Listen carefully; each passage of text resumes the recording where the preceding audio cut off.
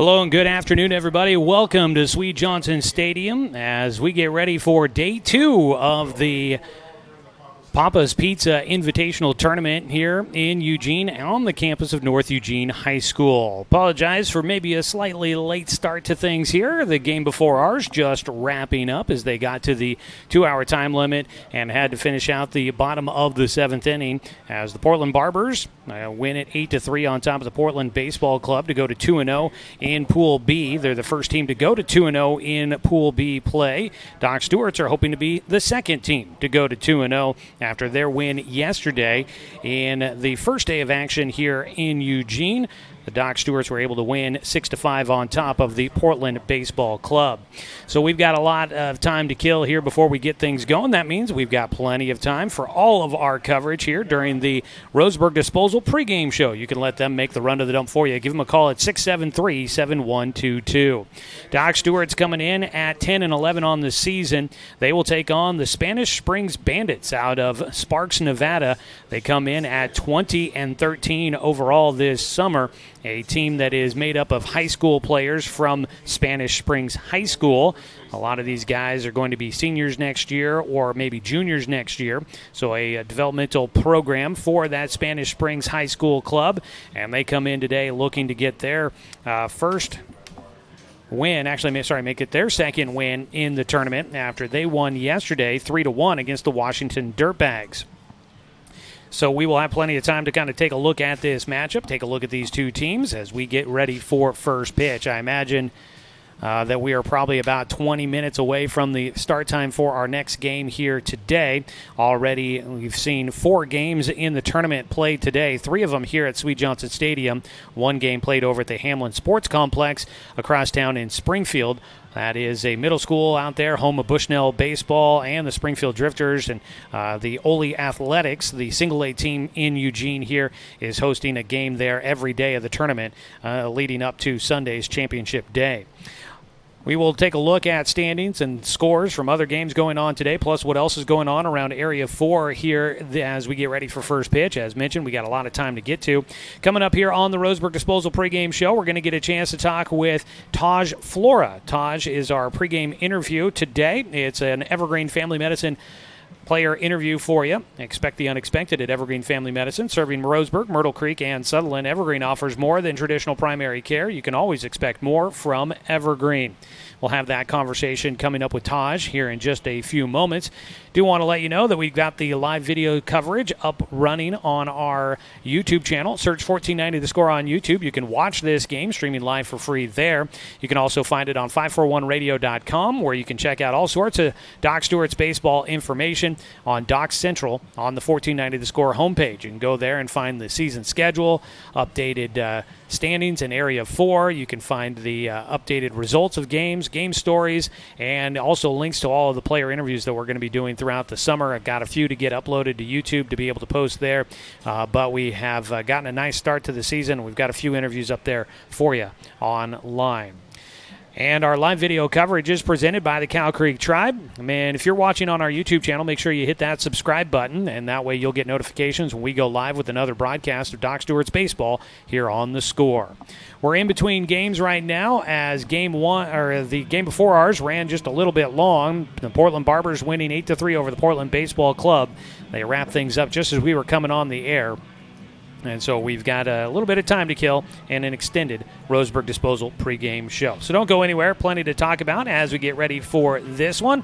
Thanks so much for joining us here today. I'm Joey Kieran here on The Score. We'll have our conversation with Taj Flora coming up when we return. This is Doc Stewart's Baseball, streaming at 541radio.com and on The Score, 92.3 FM and 1490 AM.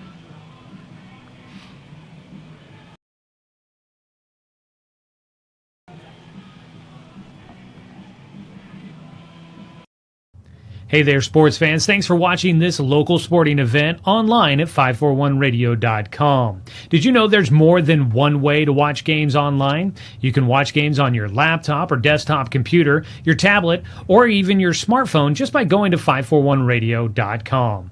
But we also use YouTube to stream all of our video broadcasts, which means you could be watching this game on your big screen TV with a number of different streaming devices.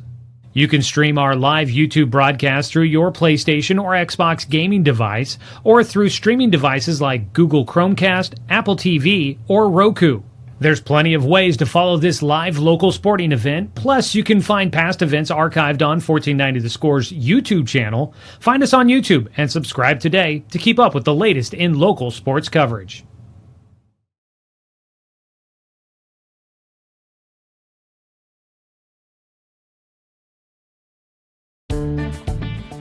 For over 100 years, Douglas County Farmers Co-op has been serving the needs of farmers, ranchers, and homeowners throughout Southern Oregon. Here, everyone is welcome. When you shop with us, you can expect good people, good products, and good advice. No membership needed. Just bring yourself, and we'll provide the expertise and products you need to tackle your next project. Douglas County Farmers Co-op, where everyone is welcome to shop. When the first Cascade branch opened in 1948, things were a lot different here. The fact they're still here says a lot about the way they do business. Staying in business for 75 years requires the cooperation of generations. It's the desire to learn and grow with your community. My account number is only 5 digits long. What that tells me is that this is a local credit union. Cascade Community Credit Union would like to thank you for 75 years of growth and support here in Douglas County.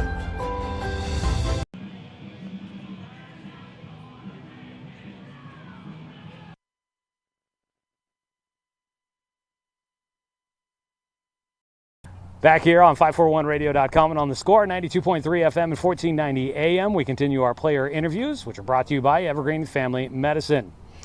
Evergreen Family Medicine, you can expect the unexpected, serving Roseburg, Myrtle Creek, and Sutherland. Evergreen offers more than traditional primary care. You can always expect more from Evergreen.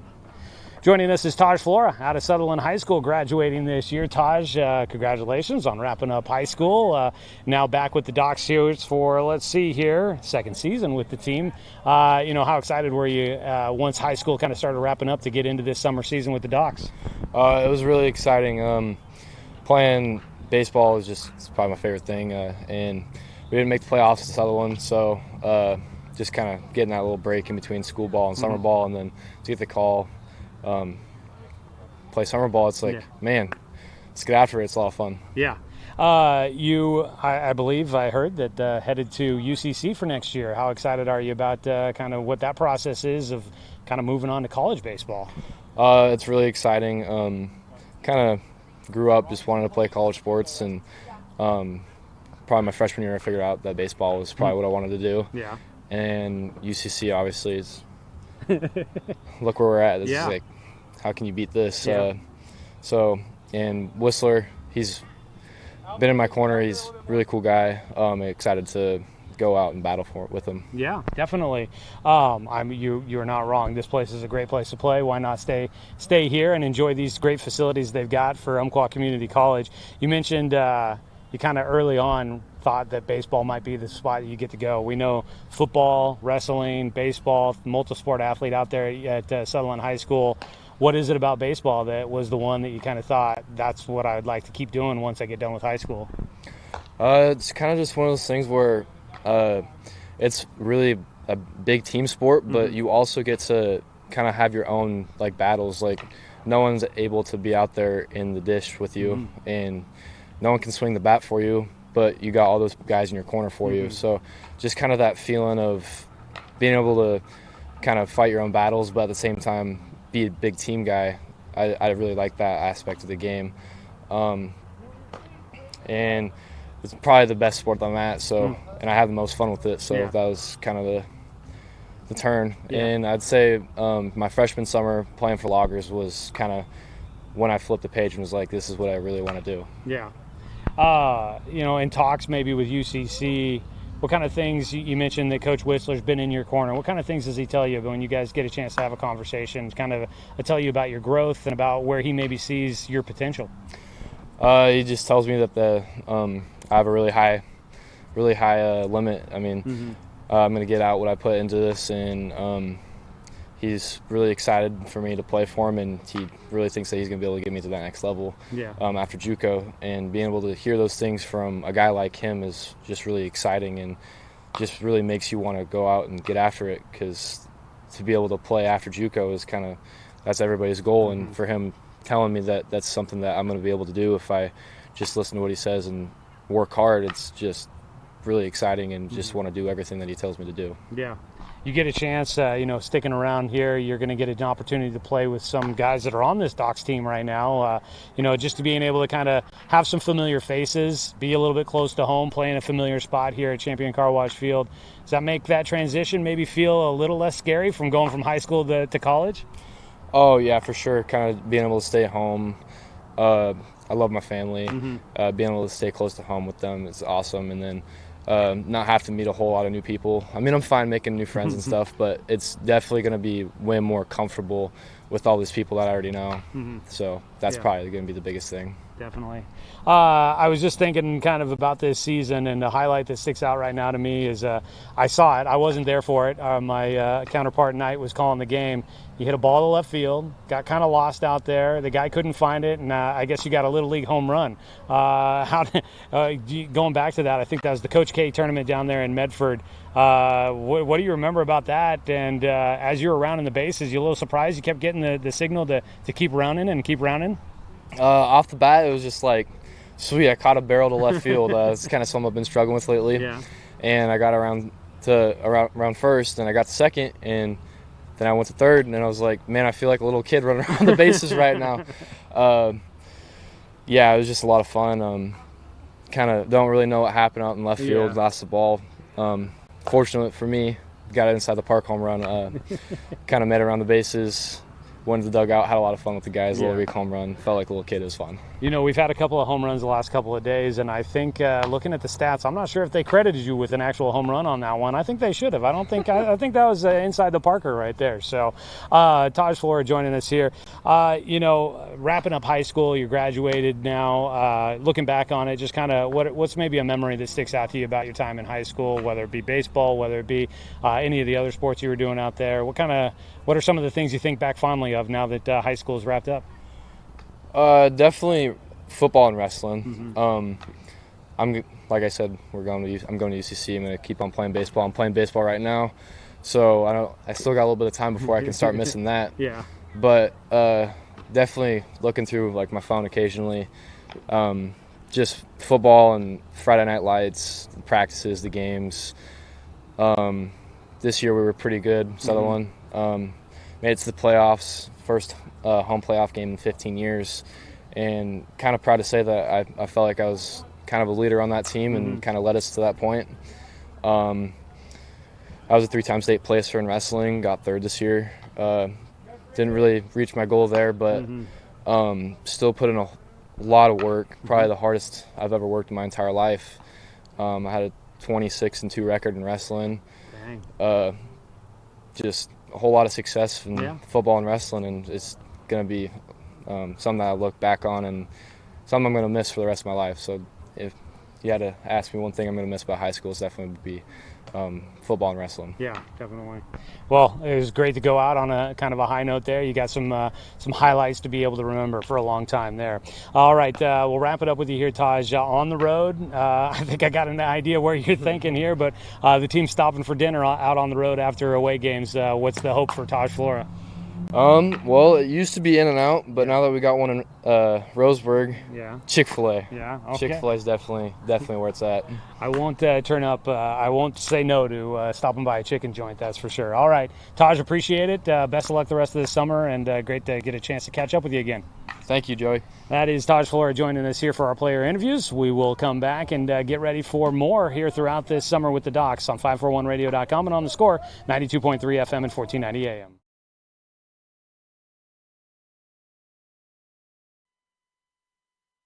Looking to expand your portfolio? Consolidate your investments with Palm Wealth Management. Our trusted team makes it easy to diversify and track your investments. Let Palm Wealth Management coordinate your financial strategy. Call Palm Wealth Management today.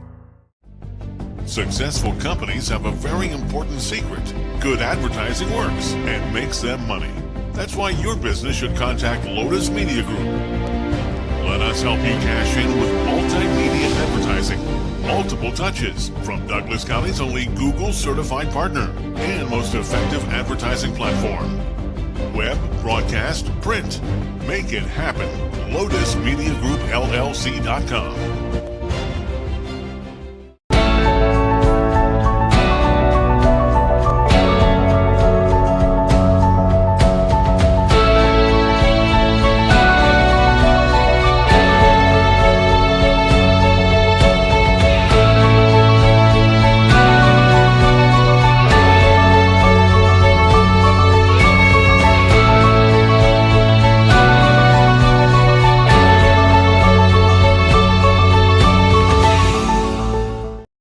Looking for more local sports coverage?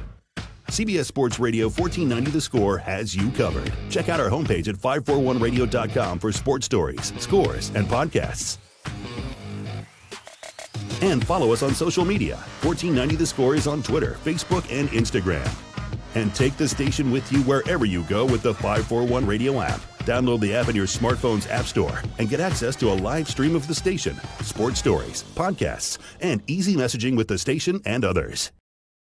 When it comes to finances, it can be hard to know what's in your best interest. Experience the strength of advice at Palm Wealth Management. From education and estate planning to retirement and the unexpected, we can help. Call Palm Wealth Management. Some field maintenance still going on here at Swede Johnson Stadium. That is one of the perks of playing at home with the artificial turf. That sure has made the transition between one game to the next so much faster than it used to be when we had the grass and the dirt there at Legion Field. They still have a grass infield with the dirt as well as the grass in the outfield here at Swede Johnson Stadium. They have put turf on the mound and at the plate, but obviously the rest of the playing surface is natural. It's grass and dirt, and it requires a little bit of upkeep and a little bit of tidying up in between games here in the tournament. So they are just wrapping up some of that. Teams are still finishing out some warm-ups, and the umpires are making their way out to home plate for the exchanging of the lineup cards and going over the ground rules here as we get ready for today's ball game. Doc Stewart's get ready to take on Spanish Springs on day 2 of the annual Papa's Pizza American Legion Baseball Tournament. This is the 4th game of the day here at Swede Johnson Stadium. Already today, the Chugiak, Alaska team ended up losing to the Post 58 Crushers 10-8. Ole's Athletics fell to the Washington Dirtbags 12-3. That was played at Hamlin Sports Complex. Northwest Pinnacle, the Mudville 9, they win 16-3 over Rose City Baseball. The Portland Barbers get an 8-3 win over the Portland Baseball Club. That was the game just before ours. Doc Stewart's take on Spanish Springs here coming up next. And then wrapping up the day, it's the Eugene Challengers and the Hillsdale Merchants getting a chance to play tonight. Scheduled for 8 o'clock. There is no guarantee that is going to be the case for that one. So we get ready for this game, looking at Pool B. That's the pool that the Doc Stewarts are in. Right now, the Barbers are 2-0. Spanish Springs and the Doc Stewarts are both 1-0. You've got Washington Dirtbags at 1-1. The Portland Baseball Club is 0-2. And the Eugene Ole's Athletics also 0-2 in the tournament so far. The place where you finish in your pool will determine where you play on Sunday. First place teams in Pool A and Pool B will square off in the championship game Sunday at 3. Second place teams will play at 12:30. Third place teams also play at 12:30, but over at Hamlin Sports Complex. Fourth place team will play at 10 a.m. here at Swede Johnson, and the fifth place teams will play here at 10 a.m. At Hamlin Sports Complex. All right, the coaches have exchanged the lineup cards, so it's just about time to get this one underway. Doc Stewart's will be the designated visiting team in the matchup, so let's take a look at their starting lineup for today's game. Head coach Tim Sestair will put together a starting 9 that leads off with Paxton Burke, the shortstop, followed by Logan Anderson at second base. Cal Robbins, the DH, will bat third. At third base is Daniel Withers, batting cleanup. In right field, Taj Flora will bat fifth. The center fielder, Dane St. Clair, is batting in the 6th spot. Hitting 7th and playing at first base is Jake Johnson. Amos Bowers, the catcher, will bat 8th. And rounding out the starting 9 will be the left fielder, Ty Hellenthal. The DH being utilized for today's starting pitcher, Tegan Sprague. That is a look at the starting lineup for the Doc Stewarts. Let's take a look at the starting defense for the Spanish Springs Bandits, led by head coach Matt Guthrie. He is the head coach of the high school team during the spring season in Nevada. He's also the head coach of this travel ball club during the summer. His starting defensive alignment will have Grady Ortiz back behind the plate catching. Nolan Freeman at first base will be manning the bag there. Also at second base, Bo Kindred on the left side of the infield, Xavier Brady at third, and Rylan Shaw at short. In the outfield from left to right, Braden Barraza in left, Tyson McNeil in center, and Brady Spitall in right field. That is a look at the starting 9 for the Bandits. They will not utilize a DH in this one. Spanish Springs will take the field wearing purple tops with white trousers, purple socks. They've got the white ball caps with a purple bill, the SS on the front of the caps, white numbers on the front and the back, Bandits across the chest in white as well. On the mound is a right-hander. That is Logan Johnson that'll get the ball to start out this ball game. Johnson, a class of 2026 graduate. He will be a senior next year. Sitting in the high 70s consistently for his fastball, according to his social media stuff and online information. Probably, I believe, topping out in the low 80s with his fastball if he can get it up there. The right-hander was named the defensive player of the tournament in the Around the Horn tournament back in June in Napa, but he'll be on the mound trying to see if he can do what he can defensively for the Bandits as we get things started. Doc Stewart's yesterday winning 6-5. They jumped out to a 4-0 lead in the first inning against the Portland Baseball Club. A 3-run homer in the first by Cal Robbins and a RBI triple for Dane St. Clair got the scoring started. It was, though, a comeback effort for Portland. They would end up taking a 5-4 lead by the top of the fourth inning, but the Docs would get a 2-run double by Daniel Withers in the bottom of the fourth to retake the lead at 6-5, and Fletcher Coleman threw the final 2 innings, keeping the Portland Baseball Club off the scoreboard for the save. Getting the win was Jake Sproul, and he got his 3rd win of the season, leads the team in victories for a pitcher. And for Fletcher Coleman, he picks up his 2nd save. In that game, Paxton Burke had 3 hits. Cal Robbins had that 3-run homer. All right, time to get this one underway here from Swede Johnson Stadium. With a righty on the mound, Paxton Burke, the switch hitter, will lead things off, batting from the left side of the plate. Just about to get this one underway. About 15 minutes behind schedule, but not too shabby. As the first pitch comes in, high and inside, ball 1, as we get underway at 5:45.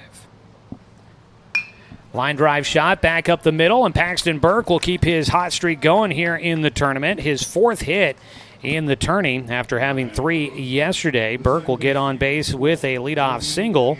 And the first hit of the game for the Doc Stewart's always brought to you by MSK True Value. Make sure that your summer projects are a hit with a stop by the MSK family of stores in Myrtle Creek and Tri-City. 1 on, nobody out. Doc Stewart's looking to try and jump on early. Logan Johnson facing Logan Anderson. Anderson will take low and outside for ball 1. I want to say thanks to Roseburg Disposal, our pregame show sponsor. Let them make the run to the dump for you. Give them a call at 673-7122. And a big thanks to Taj Flora for joining us in the pregame for the Evergreen Family Medicine pregame interview with the players. 1-1 count as a ball fought off by Logan Anderson. It was nice to catch up with Taj and get a chance to hear a little bit from him about his senior season at Sutherland High School and his excitement about going off to Umpqua Community College coming up next year.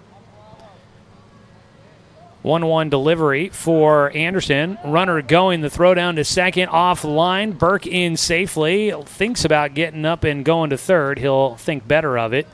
At the plate, a 2-1 count for Logan Anderson. A stolen base for Paxton Burke, and that will give him the team lead. He's now got 7 stolen bases on the season. And he puts a man in scoring position for the Doc Stewart's here in the first. Still nobody out. Logan Anderson, a 2-1 count.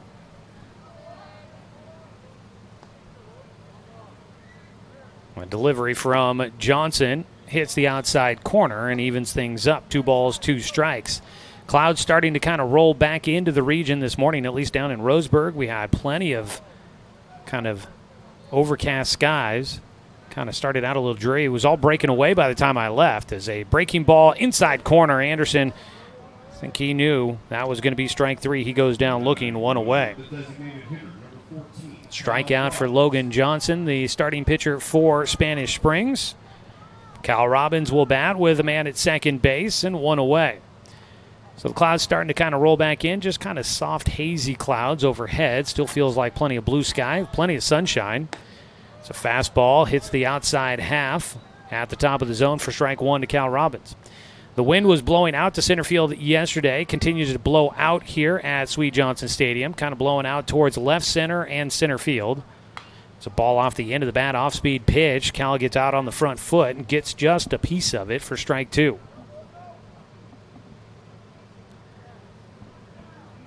It'll be an 0-2 count. The scoreboard's reading a 1-1. I thought that was a strike on the first pitch. See if the umpire, after he gets some fresh baseballs, if he gives us any clarification here. There is 1 away. Paxton Burke is out at second, and the umpire does give us clarification. It is an 0-2 count for Cal Robbins. With 1 away, Robbins back into the right-handed batter's box, trying to see if he can cash in on this early opportunity. Takes outside, a 1-2 count. RBI chances and RBIs this season for the Doc Stewarts, brought to you by Umpqua Bank. Whether it's great deals on investments, savings on loans and lines of credit, or personal banking with no overdraft fees, you can cash in with Umpqua Bank, member FDIC. Check out one of their 6 branches in Douglas County.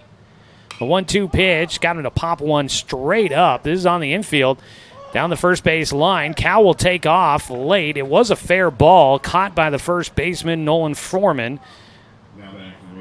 And there's 2 away. Cal underneath that one just a hair. Sent that ball straight up in the air. Foreman comes charging in. Grady Ortiz had dispensed of the catching equipment, looking up into the sky trying to find that one. He ended up going to the turf to try and stay out of the way of his first baseman, who's able to keep his focus and make the catch. Daniel Withers will bat. The cleanup hitter takes at the belt buckle on the inside corner for strike 1. Doc Stewart's a leadoff single for Paxton Burke. He stole second. He's still out at second base. Doc's trying not to waste this opportunity. 0-1 pitch from Johnson. That ball foul tipped into the glove for strike 2. Day 2 of the Papa's Pizza tournament here in Eugene. Doc's trying to win their 3rd straight game and their 2nd here in the tourney. 0-2 delivery from Johnson, high and away.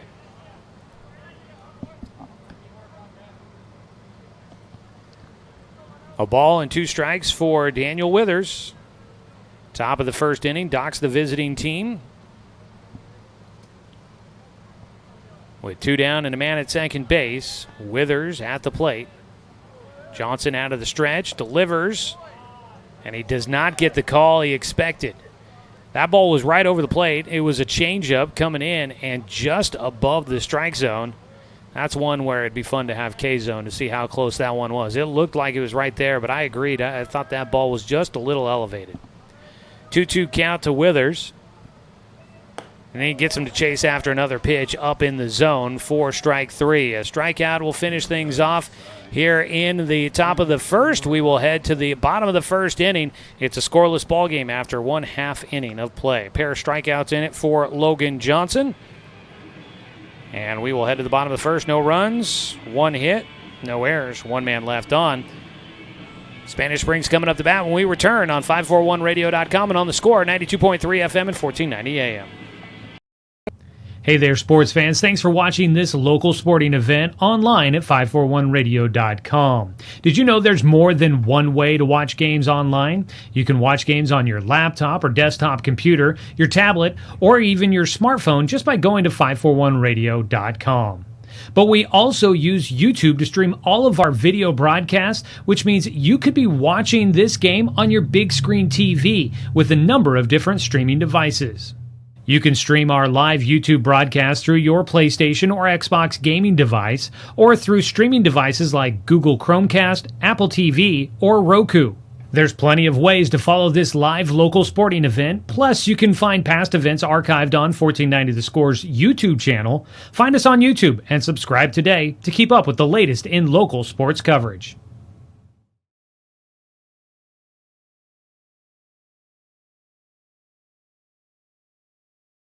Leading off the Bandits, the shortstop, number 9, Ryland Shaw.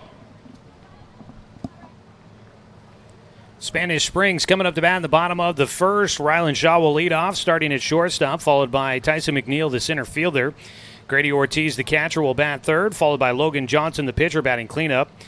Nolan Foreman, the first baseman, hits fifth, followed by Xavier Brady, the third baseman. And the first pitch comes in low and outside for ball one from Tegan Sprague to Ryland Shaw. We'll run through the rest of that lineup as a pitch popped up out towards right center on the run. Dane St. Clair tracks it down, and there's one away as we get started here in the bottom of the first in a scoreless ball game. Ryland Shaw flies out. Tyson McNeil will stand in. Taking a look at the rest of the lineup, Xavier Brady, the third baseman, batting sixth. Hitting seventh and starting in left field, Braden Barraza. Bo Kindred, the second baseman, hitting eighth. And rounding out the starting nine will be the right fielder, Brady Spitall. A ball well struck out towards left center. It'll carry all the way just short of the warning track. A one-out double for Tyson McNeil, a three-sports standout at Spanish Springs. He will ground that one through the left side and into the outfield for the first hit in the game for Spanish Springs. So man at second base with one out. Grady Ortiz stands in. Grady, a left-handed batter. So that was your starting lineups for Spanish Springs. We'll take a look at the defense for the Doc Stewarts here in the bottom of the first. On the mound is Tegan Sprague, the right-hander from Umpqua Valley Christian, who misses low for a 1-0 count. Tegan Sprague, first year with the Docs, class of 2027. Had a heck of a sophomore season with Umpqua Valley Christian. He has now won back-to-back state championships his freshman and sophomore seasons with the Monarchs as he misses high, 2-0 count. Was a big part of this year's performances. Last year, maybe not as much as a freshman. They had a pretty good senior class that then graduated, but he was able to help keep that going for the Monarchs, be a part of their run to the title at the 2A, 1A level. Gets a ground ball up the middle. That will be into center field. Nobody got it. It goes by both Anderson and Burke, and now it goes by St. Clair, and the Doc Stewarts sloppy up the middle on that ball, and it puts runners on the corners. They'll rule that a hit. I think Anderson must have assumed that Burke was going to get it. Burke got shielded out by Tyson McNeil at second base, so he couldn't really get around the bag to get there. And then Anderson backing it up, I guess, got caught off guard. That ball got through, and it trickled into the outfield grass where charging in, Dane St. Clair tried to get to it quickly. On the grass, just goes underneath his glove. He gets back there, and Tyson McNeil only got to third base on the play. So Grady Ortiz on at first. Now the cleanup batter, the pitcher, Logan Johnson, will bat. We did get a courtesy runner for the catcher there.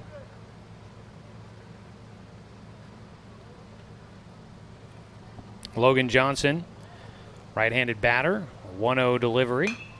Gets underneath one, out towards right field, gets down in front of Taj Flora, and Taj will throw into third. They might have had a chance to go to the plate. Leaving late was Tyson McNeil. He kind of didn't get a good read on it. Took off late as he tagged and scored. But he comes in to score here in the first inning. And the Doc Stewarts, with some opportunities to try and make some plays, unable to do so. And they need to settle back in defensively here. RBI single for Logan Johnson helps his own cause. First pitch swinging away for Nolan Foreman for strike one. Tyson McNeil scores. Grady Ortiz up to second. Actually, excuse me, that is Nico Estrada that is running at second base for the catcher. Courtesy runner being used there. Logan Johnson running for himself at first base. The 0-1 pitch for Tegan Sprague here to Foreman. A look back to second base. Behind the plate today, Amos Bowers catching for the Doc Stewarts. Jake Johnson at first base. Logan Anderson at second. The ball fouled off for strike two. Taking a look at that defense for the Docs. Left side of the diamond, Daniel Withers at third, Paxton Burke at short. In the outfield from left to right, Ty Hellenthal, Dane St. Clair, and Taj Flora. 0-2 delivery. Inside, curved right around the batter. Did he go around? No. Foreman able to check up. So he has a 1-2 count.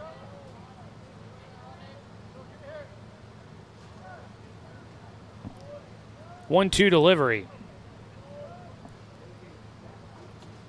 Anderson holding the runner at second. That ball fought off, fouled away off the grandstands and into the football complex here at North Eugene High School. Stays 1-2 the count against the 5-hitter Nolan Foreman. Foreman, a class of 2026 product. Senior next year for Spanish Springs. Takes in the dirt. Bowers knocks it down with the glove. The runners will all hold. 1 run in so far here in the bottom of the first. A 1-out double by Tyson McNeil. A ground ball through the infield by Grady Ortiz. And then an RBI single for Logan Johnson. Produces 1 run so far for Spanish Springs. 2-2 pitch. Ground ball comebacker. They're going to throw to third for 1. Withers across the diamond to Johnson. Tag applied. Did he hang on to the baseball? He does. And a double play to finish things off here in the first. Heads up play from Tegan Sprague. That'll go down as 1-5-3 on the double play. Honestly, could be one of the first times I've ever written that down for a twin killing. Doc Stewart's do get out of the first inning, allowed just minimal damage. 1-0 our scores. We head to the top of the second on 541radio.com and on the score, 92.3 FM at 1490 AM. Johnson Lumber Company, a forward-thinking family company, has been operating in the Douglas County community for over 60 years. Founded by Don R. Johnson, the man who set the tone of commitment to these local communities by providing stable, long-term employment. D.R. Johnson Lumber Company understands the significance of investing in our youth because they are the foundation of our future. That's why they're a proud supporter of Roseburg Doc Stewart's. Come watch the Docs swing some lumber with D.R. Johnson Lumber Company. Go Docs! Brook Communications radio stations have joined forces with the News Review and Lotus Web Services, announcing the Lotus Media Group, a multimedia enterprise. Web, broadcast, print. Make it happen with LotusMediaGroupLLC.com. Financial security allows you the freedom to take stock of what's important and build lasting bonds. We share your goals. Trust Palm Wealth Management to consolidate your investments and generate income for those who need you most. Call Palm Wealth Management today.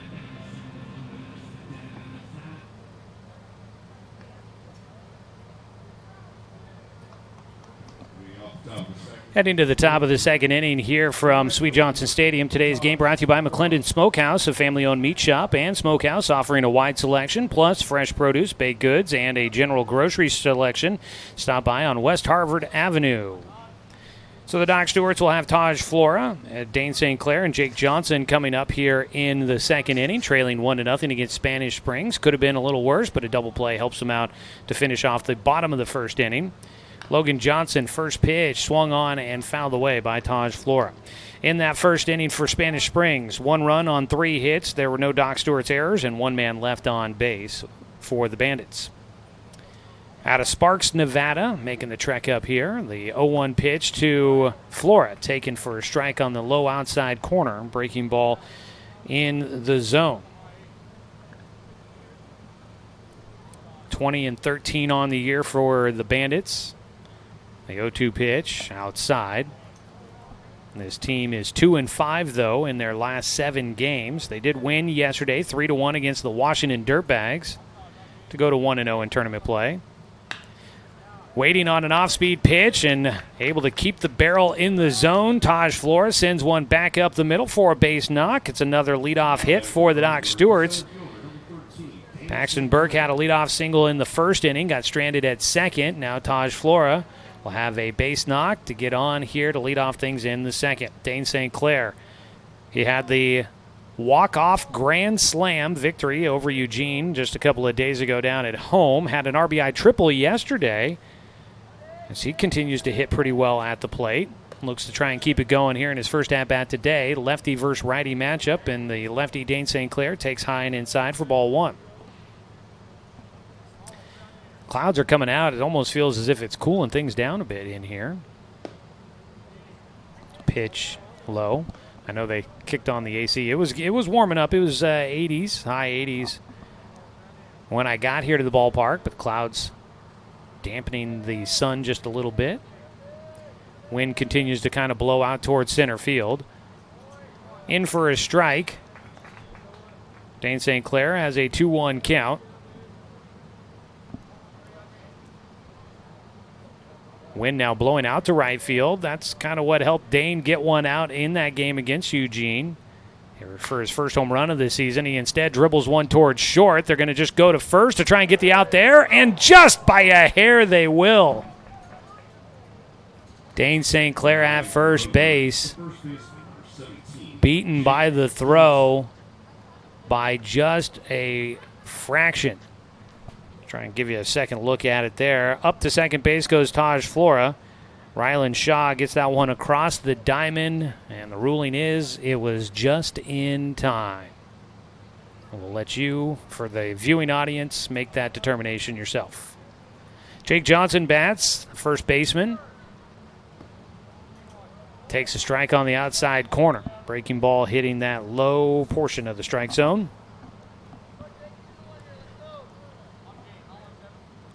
One away. And a man in scoring position for the Doc Stewarts for a second consecutive inning. Jake trying to capitalize. He'll nub one towards second base. Fielded in the throw to first. We'll get Jake Johnson up to third base goes Taj Flora. So the Docs have a man 90 feet from home for the first time. But there's two down on a couple of kind of ground ball nubbers that just roll towards middle infielders. Not a lot of velocity behind them. That one might have had a little bit of an awkward spin to it. It seemed as if Bo Kindred, the second baseman, might have bobbled it a little bit. Breaking ball drops in on the outside corner to Amos Bowers, who is still seeking his first hit of the season, if I'm not mistaken. Yeah, looking for his first hit. He's had 17 plate appearances and 12 at-bats. He takes another strike, and he's down 0-2. Batting in the 8th spot in the lineup. He bats with Taj Flora at third base, representing the game-tying run. Pitch high and inside from Johnson. Logan Johnson trying to pitch around a leadoff single for a second consecutive inning. His team leading 1-0 here in the top of the second. Check swing. What's the ruling here? Did he go around? And the ruling from the umpire that's in front of shortstop. I get that's you don't have many other options, but is he really the guy that has the best angle on determining whether that's a check swing or not? Again, I'll let you decide. Swing and a miss for Amos Bowers. Third strikeout in the game for Logan Johnson. Doc Stewart's again leave a man in scoring position. No runs on one hit, no errors, and the one man left on. 1-0. We go to the bottom of the second here on 541radio.com and on the Score, 92.3 FM and 1490 AM. Turn your home into your dream sanctuary with help from Douglas County Farmers Co-op. For over 100 years, we've carried everything you need to keep your garden and crops green and growing, including a large selection of soil mixes, composts, fertilizers, and other soil amendments. You'll also find stones, boulders, gravel, and more to add structure and diversity to your yard. Stop by or shop at DouglasCountyFarmersCoop.com.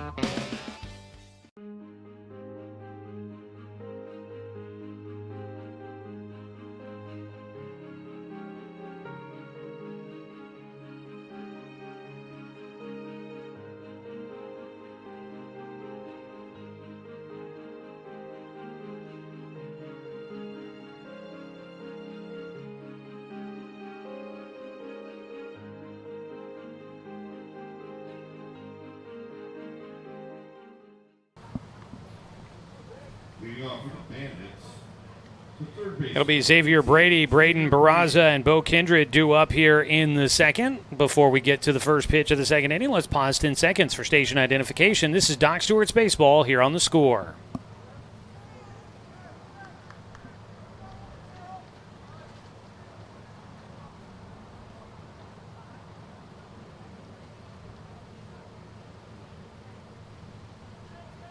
Tegan Sprague, first pitch, crosses body low and outside for ball one to Xavier Brady, the third baseman. Brady, just a sophomore this last year. He gets around on an inside pitch, fouls it out of the ballpark, over the hedges, and into the Doc Stewart's bullpen down the left field side. 1-1 count to the leadoff man here in the second for Spanish Springs. They lead at 1-0.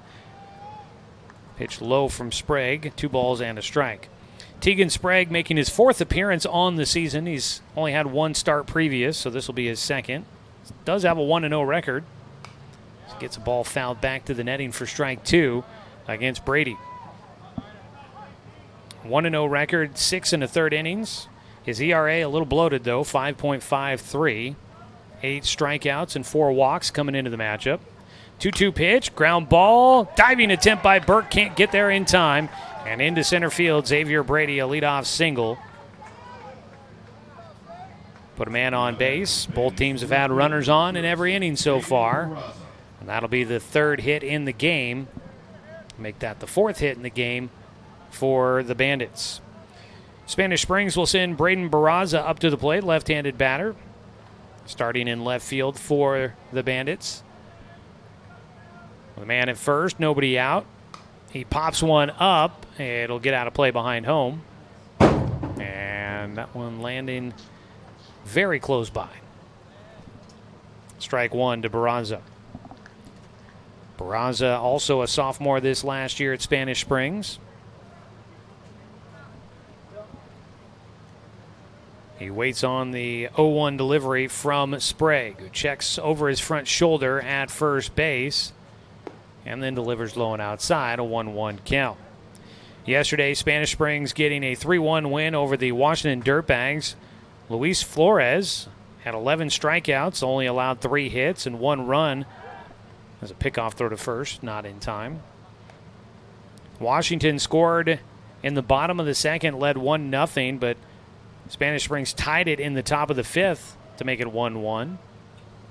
As the 1-1 pitch is again popped up back behind home for strike 2. And then Spanish Springs would score twice in the top of the 6th as they would capture the lead in that game. And Luis Flores, great job on the mound. He also drove in the go-ahead run in that 6th inning to give his team a 3-1 win. 1-2 pitch outside for Sprague, 2-2 count. So a tight ball game yesterday for Spanish Springs. Right now they're leading 1-0 against the Doc Stewarts. 2 balls, 2 strikes. Tegan Sprague out of the stretch. Off speed just off the outside corner to the lefty. And the count goes full for Barraza. Braden Barraza will dig back into the left-handed batter's box after a quick stretch. And the 3-2 from Sprague. Lifts this one in the air to right field. Drifting back, Taj Flora with the catch. Retreating back to first base will be Brady. 1 away. Barraza flies out to right field. Sprague gets a little help from the defense. Bo Kindred will bat. The second baseman is the 8-hitter in the lineup for the Bandits. Gets his first appearance against Sprague. Tegan looking for another ground ball that might help the defense turn 2. And it was him that started it last inning. A 1-5-3 double play for the Doc Stewarts. First pitch in for a strike on the outside corner. Bo Kindred, a senior next year for Spanish Springs. Wasn't able to dig up a ton of information on this group prior to the matchup. The 0-1 pitch, lifted left side on the run, Ty Hellenthal. That ball over his head and rolls all the way to the fence. Hellenthal will get to it, throws it in. They're going to hold the lead runner, Brady, at third as Kindred's in with a double. That'll be the second double in the ballgame for the Bandits, and runners at second and third for the 9-hitter. 5 hits in the contest for Spanish Springs. Brady Spitall, the right fielder. Spitall is a junior coming up next year. Docs will play with the infield in, and Sprague will step off before the first pitch to the 9-hitter. Everybody in with their toes on the grass.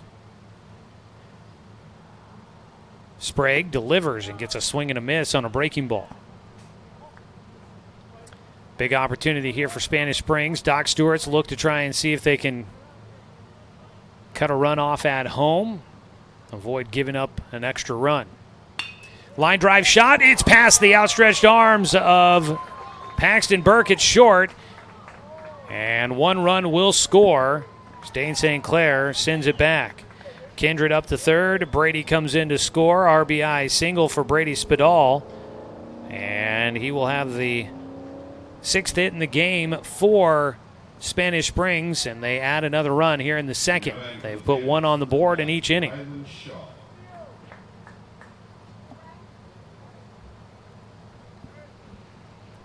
That brings up the top of the order for a second time. Rylan Shaw flew out to center his first time up. Shaw, senior next year for the Bandits. Well, I think the high school goes by a different name. Runner going. Amos Bowers throws to second. They get the tag down in time, and standing at third is Kindred. So Brady Spadal is thrown out at second. Logan Anderson let the throw go through, and behind him Paxton Burke right there to receive the throw from Amos Bowers, who put it right on target. Quick tag down by Burke, and a nice job for the Doc Stewarts to get the second out.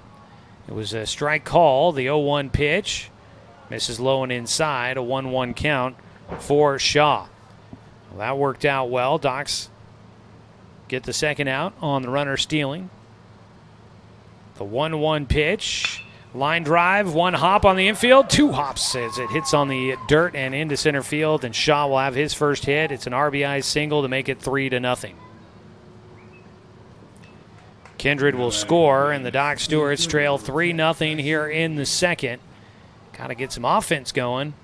They have left a man on in scoring position every inning so far, and right now Tegan Sprague has not been able to miss enough bats against this Bandits lineup. And now Tyson McNeil, who had a double in the first, will bat for a second time, and he takes low for ball one. Got a player warming up, getting loose, just stretching, using the armbands down in the bullpen. That is Camden Hartzell. Let's pitch inside, 2-0 count. Tegan Sprague trying to get through this second inning. He's allowed 2 runs so far. There's a man at first with 2 down. His 2-0 delivery. Grounder softly hit left side. Paxton Burke, long throw on the run. Got it there in time. Great play from Paxton to finish things off here in the bottom of the second. Doc Stewarts get the final out, but a couple of runs come in for Spanish Springs here in the second. 2 runs on 4 hits, no Doc's errors, 1 man left on. It is 3-0, Spanish Springs in front here on 541radio.com and on the Score, 92.3 FM and 1490 AM.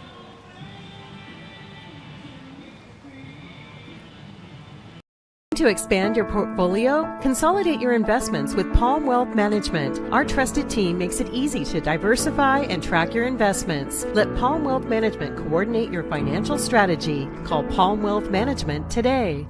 Hundreds of years before county boundaries were drawn, the Cow Creek Umpqua tribe lived on Southern Oregon lands. The Cow Creek were known then for their sense of community. They still are. Today, the success of their world-class casino resort and other Cow Creek businesses benefit our communities.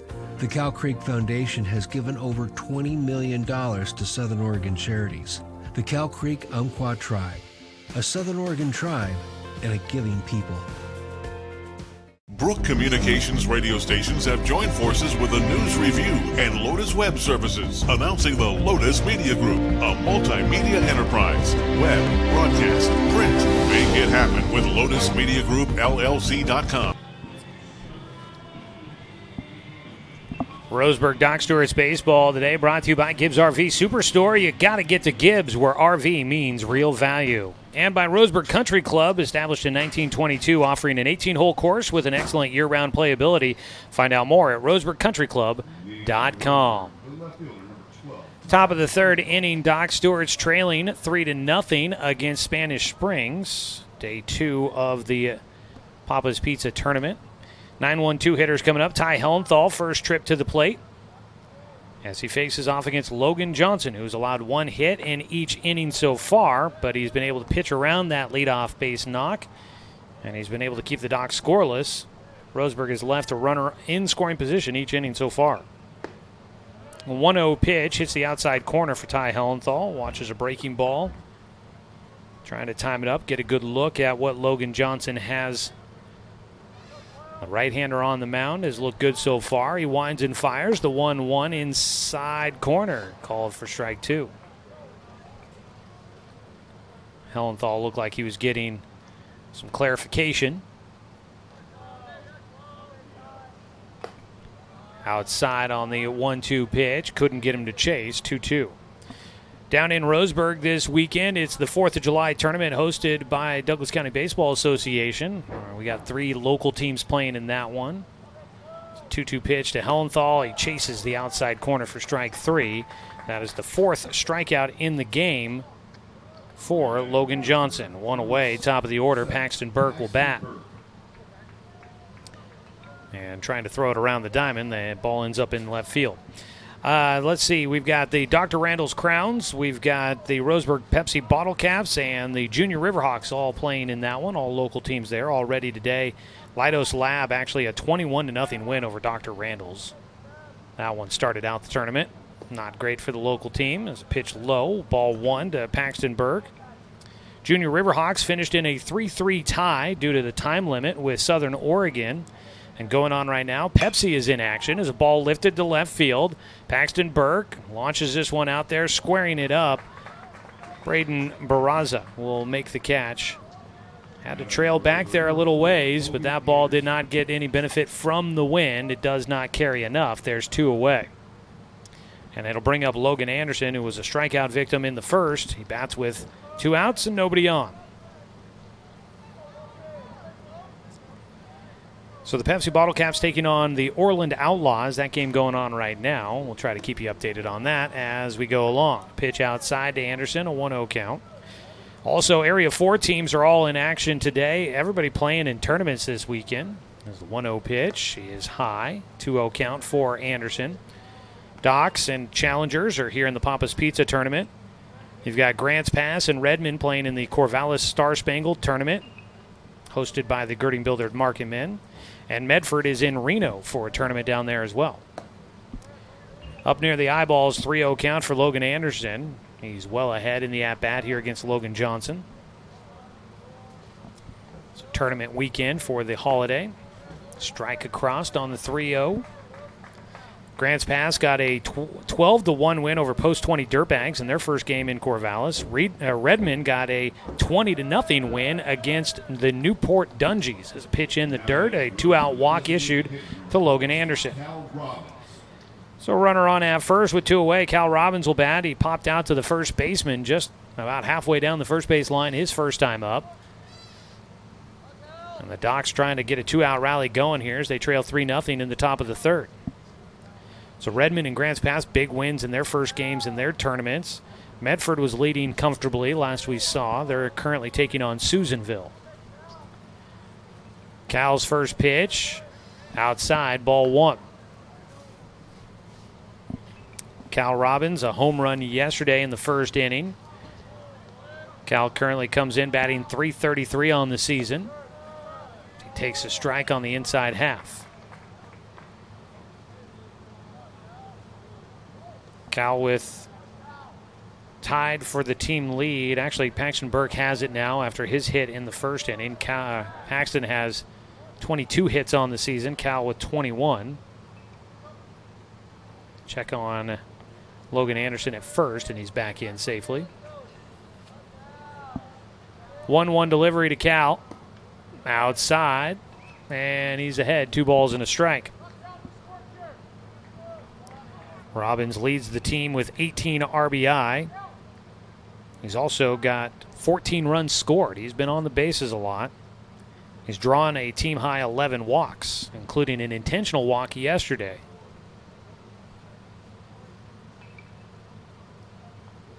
The 2-1 pitch to Robbins. Anderson takes off from first. The pitch was a curveball high, and the throw down to second base is offline. And safely is Anderson. Docs will have their second stolen base in the game. But once again, they get a man into scoring position. Can they do anything with it? 3-1 count for Robbins. For Logan Anderson, his second stolen base of the summer.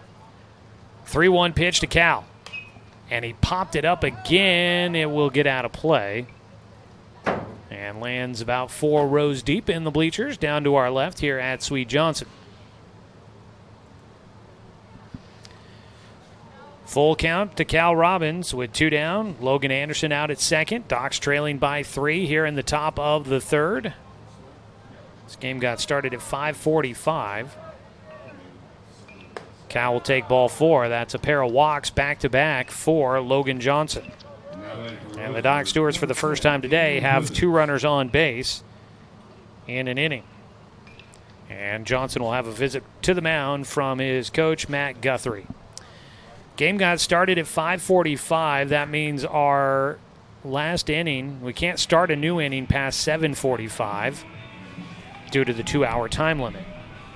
So just keep that in mind as things progress here as we're in the top of the third. And well, let's see here. We are closing in on 45 minutes of activity. Visit out to the mound here. Just talking through some strategy, getting everybody's minds right, and ready to go back to action here. Doc Stewart's trying to rally. They're trailing by 3. They've got the game-tying run at the plate in Daniel Withers. Withers, a strikeout in the first. Yesterday did have a couple of strikeouts in his first 2 at-bats, but then came through with the go-ahead 2-run double in the 4th inning. So let's see if he can get a hold of one and try and get the Docs back into this one. Trailing by 3. First pitch swinging away. Gets just a piece of it back to the backstop. Daniel Withers at Umpqua Community College this spring. Played in 17 games for the Riverhawks. Hit 188. Looking to try and get a hold of something here. The 0-1 pitch to him. Breaking ball for a strike. Dropped right in at the top of the strike zone.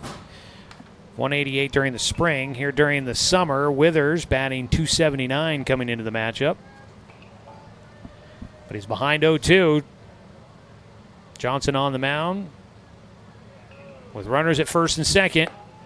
Oh, gets a strike call on the outside half. Withers goes down looking, and that will wrap up things in the top of the third. Doc Stewart's unable to capitalize once again with runners on base. That is 5 strikeouts in the game for Logan Johnson. Doc Stewart's no runs, no hits, no errors. 2 men left on base. Bottom of the third coming up when we return on 541radio.com and on the Score, 92.3 FM and 1490 AM. Communications radio stations have joined forces with the News Review and Lotus Web Services, announcing the Lotus Media Group, a multimedia enterprise. Web, broadcast, print. Make it happen with Lotus Media Group, LLC.com.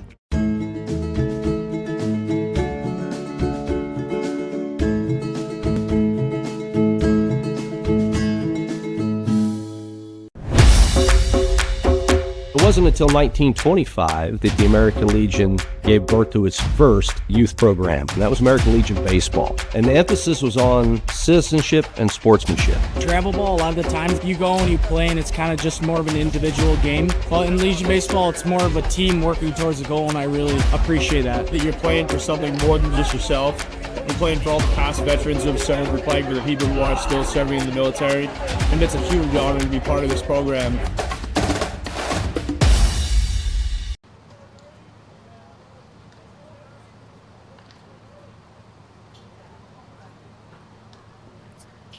First pitch swinging away, another ground ball base hit for Grady Ortiz, who will start things off here in the third inning. Worked that one right back up the middle off of Tegan Sprague. Logan Anderson diving to try and get there, could not, and a man on to lead things off in the bottom of the third for the Bandits. Spanish Springs starting pitcher Logan Johnson will stand in, an RBI single for him last time up. That is already the 8th hit in the ball game for the Bandits. They have been aggressive at the plate. So taking a strike on the first pitch, Logan Johnson, an 0-1 count to start. Today's ball game brought to you by Southern Septic Service. Nobody sticks their nose in Southern Septic Service's business. Get a free no-obligation estimate today for all your septic, grease trap, and portable toilet needs. Visit SouthernSepticServiceInc.com. Swing and a miss, strike 2. Comfortable day here weather-wise at the ballpark.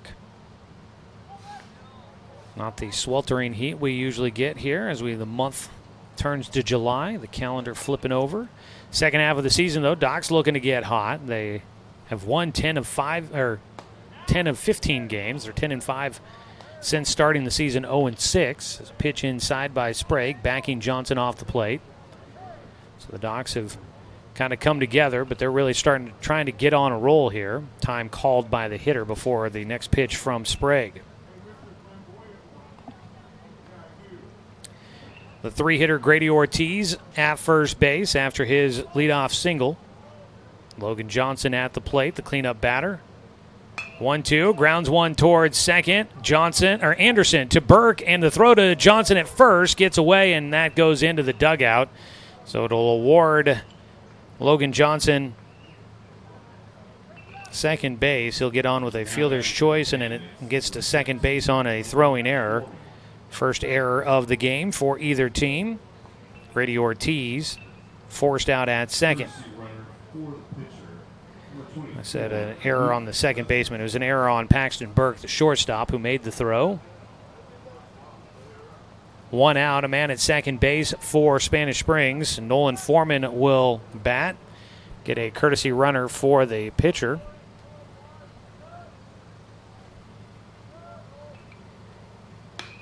Got around on an inside pitch. Nolan Foreman launches that one foul into the Doc Stewart's bullpen for strike 1.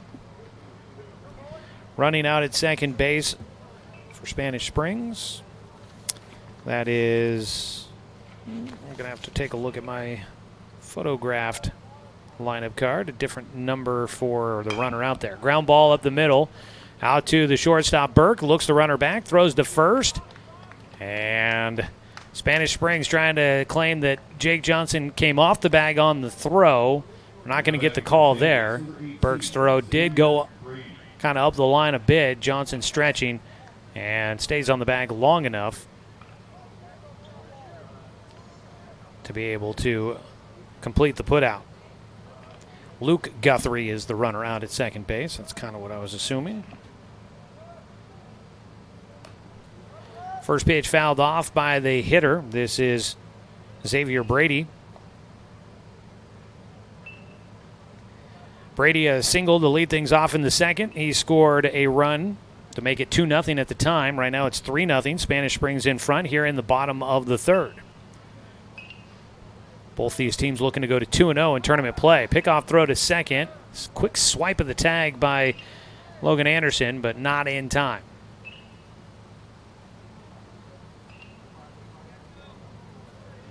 Tegan Sprague trying to put up a scoreless frame here in the third, and he's close to doing so. Line drive shot goes right towards Daniel Withers, and that'll do it. Doc Stewart's get the final out as Brady got on that one on the handle. Didn't hit it hard, and it goes right to Daniel Withers for the third out. No runs. There was one hit, there was one error, and there was one man left on base.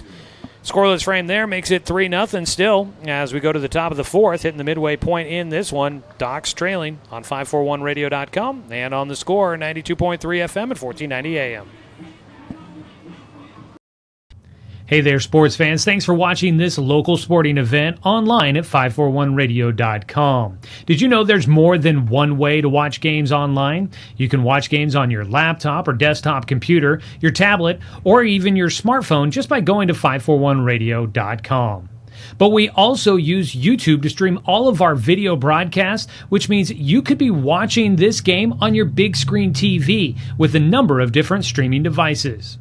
You can stream our live YouTube broadcast through your PlayStation or Xbox gaming device, or through streaming devices like Google Chromecast, Apple TV, or Roku. There's plenty of ways to follow this live local sporting event, plus you can find past events archived on 1490 The Score's YouTube channel. Find us on YouTube and subscribe today to keep up with the latest in local sports coverage.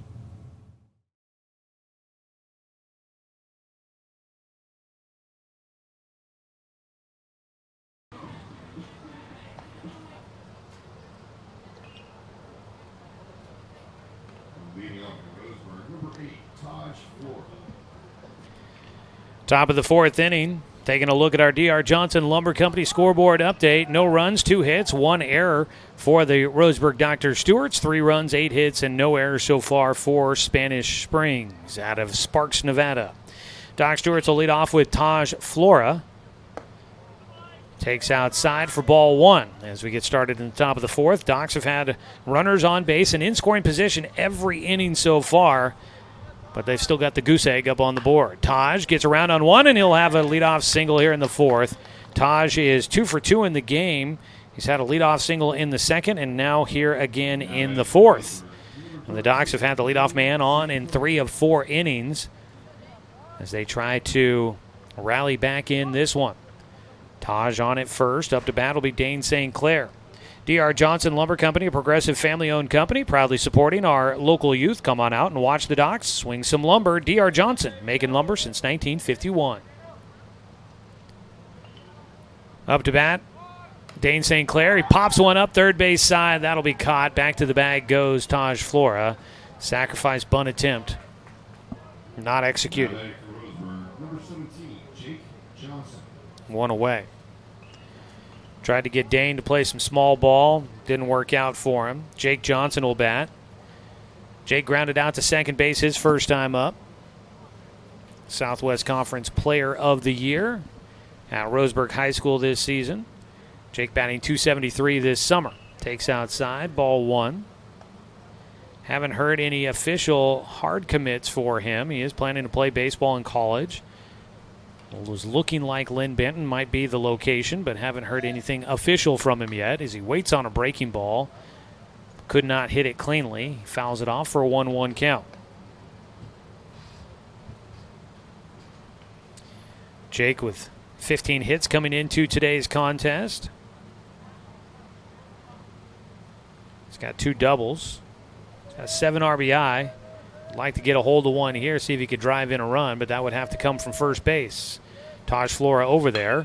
That ball's well struck, going to carry out to center field, but playing it perfectly. Now the throw back into first base will be offline, and back in safely will be Flora. Johnson hit that one pretty well, but Tyson McNeil in center field was kind of playing him perfectly, not very deep, and shading a bit towards right field, so he's able to easily run underneath that one for the second out. That ball carried just a bit too much for Jake. Now Amos Bowers. Bowers struck out swinging on a check swing back in the second inning. Takes a breaking ball in the inside corner. Curveball drops in. Splash in the bucket there for Logan Johnson. It's been a busy portion of the schedule for the Doc Stewarts. We knew it would be. It's a ground ball left side. And it goes under the glove for the third baseman, racing to first. And there you go. On base is Amos Bowers, and the Doc Stewarts, for a 4th consecutive inning, have a runner in scoring position. We'll see if they rule a hit or an error on that one. I think they're still trying to figure it out on the scoreboard as well. Xavier Brady, the third baseman, came charging in hard, made a swiping play on the bounder on the third base side, and his attempt was offline. They credited the Docs with the error. It should probably go against the team playing defensively. And so, I'm assuming that means that I'm not sure the official scoring. Are you guys doing the official scoring down there? I went off of your guys' game. Oh, okay. But you're keeping the scoreboard? Oh, okay. I figured it was somebody down there. I didn't mean to call you out up here in the booth. Pitch outside to Ty Hellenthal, a 1-1 count to him. It's much easier to complain about somebody that's not in the booth with you than say it right to their face up here. We've been at this long enough together. We're all good friends up here. So the error does go up on the board against Spanish Springs. A pitch high and inside, a 2-1 count. So unfortunately, that means Amos Bauer still seeking that first hit of the summer. He does get on safely. They brought in a courtesy runner as well at first base. That is Ryan Shaver that is running for the catcher.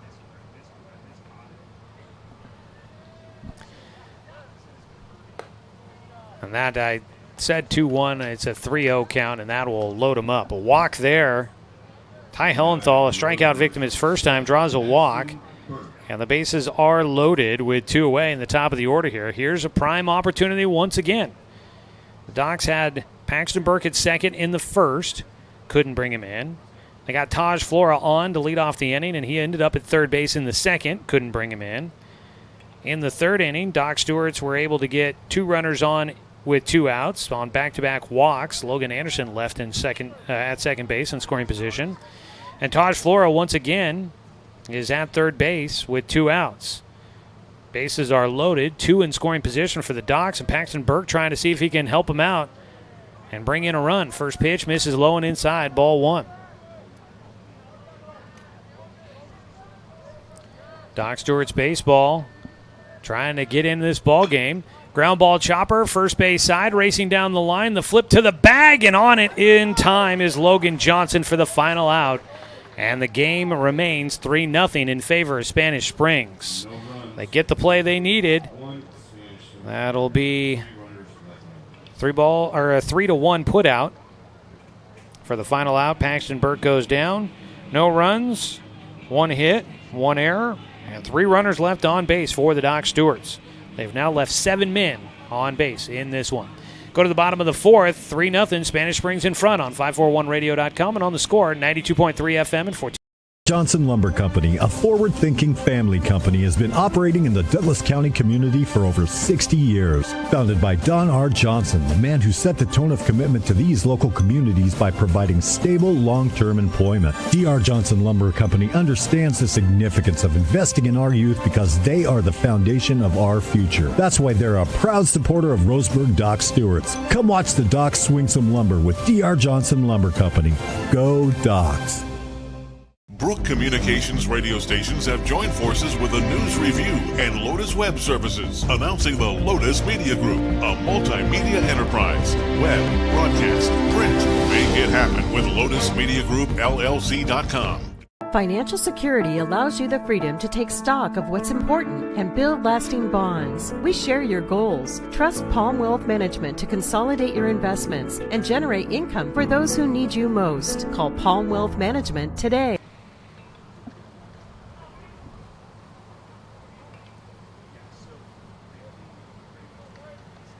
Bottom of the 4th inning, Tegan Sprague, first pitch, a dribbler towards third, scooped up by Daniel Withers, throw to first base, high, but it's able to stay on the bag at first. Jake Johnson stretching to get to that one, just in time to retire Braden Barraza on the first pitch here in the 4th inning.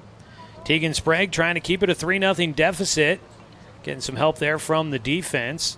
The offense sure would benefit by helping them out a little bit. They've had plenty of opportunities. First pitch low and outside for Sprague. 1-0 count to start for the 8-hitter Bo Kindred, who had a double back in the second. Sprague's 1-0 pitch. Breaking ball. Ooh, just misses inside.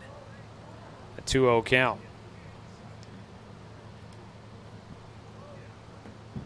2-0 pitch, swung on and missed. So Barraza the first out here. You've got the 7, 8, 9 hitters that were scheduled up. Kindred up to bat now with 1 out, and the 9-hitter Brady Spadal is on deck. Breaking ball misses low. 3 balls and a strike. Today's ball game brought to you by Palm Wealth Management, a member of D.A. Davidson and Company, member SIPC. With 1 out, the 3-1 pitch. That ball is fouled away for strike 2. Well, at some point, we'll add up the numbers on the Docs batting with runners in scoring position. The number is not going to be positive at the moment. 3-2 pitch. Bounces in and gets away. Bowers will track it down. The runner takes a turn and takes a look. Bowers will run it back out to the infield. A leadoff walk a 1-out walk for Spanish Springs. On base, Bo Kindred for the second time. I was thinking in my head first because that's the first walk issued by Tegan Sprague. 1 on, 1 out. Sprague, the first pitch in the 9-hitter, Brady Spadal, who had an RBI single his first time up, takes low for ball 1.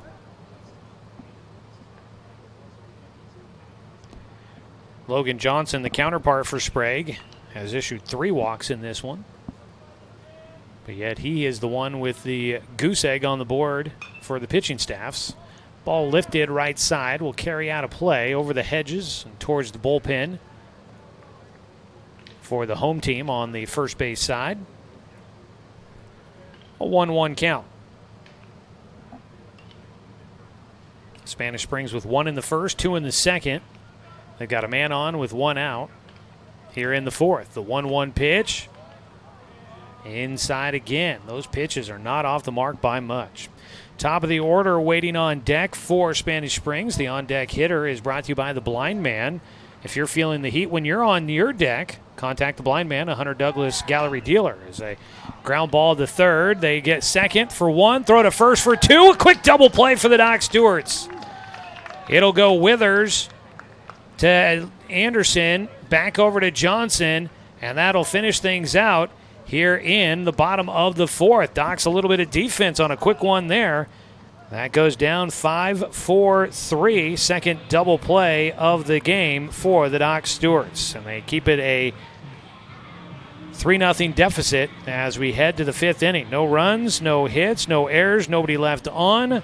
We're through 4 innings of play here from Swede Johnson Stadium on 541radio.com and on the Score, 92.3 FM and 1490 AM. Turn your home into your dream sanctuary with help from Douglas County Farmers Co-op.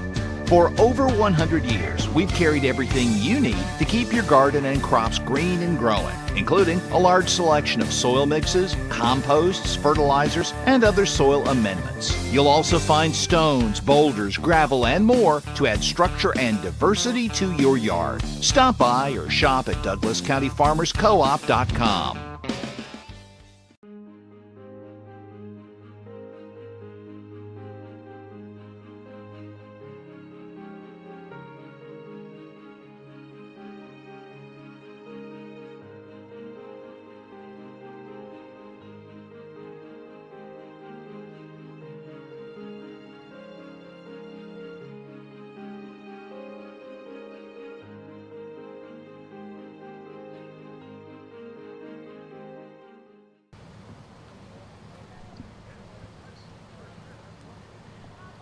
Top of the 5th inning, 3rd time through the order for the Doc Stewarts. Can they start to get some success against Logan Johnson? He works in a first pitch strike to Logan Anderson. A walk last time up for Logan. He is 0 for 1 on the day. He will take the 0-1 pitch low, a 1-1 count. Today's ball game brought to you by Bowers Industrial, a proud supporter of our local community and youth sports. The 1-1 pitch. Anderson flares that one right side foul for strike 2.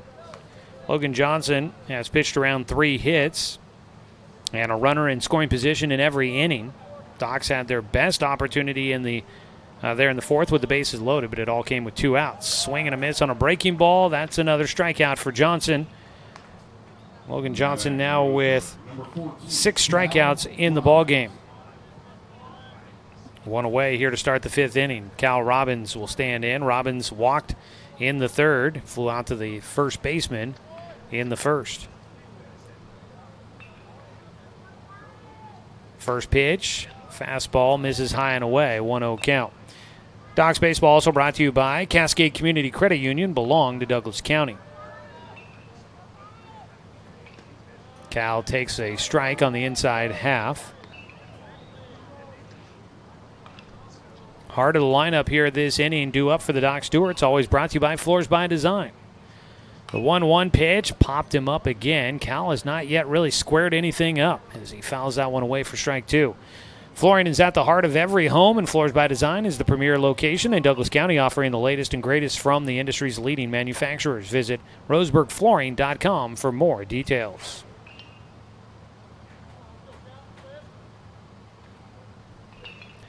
Cal trying to get something started. The 1-2 pitch bounces in from Johnson.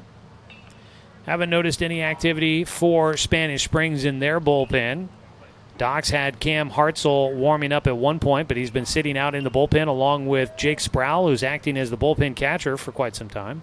2-2 pitch, strike three.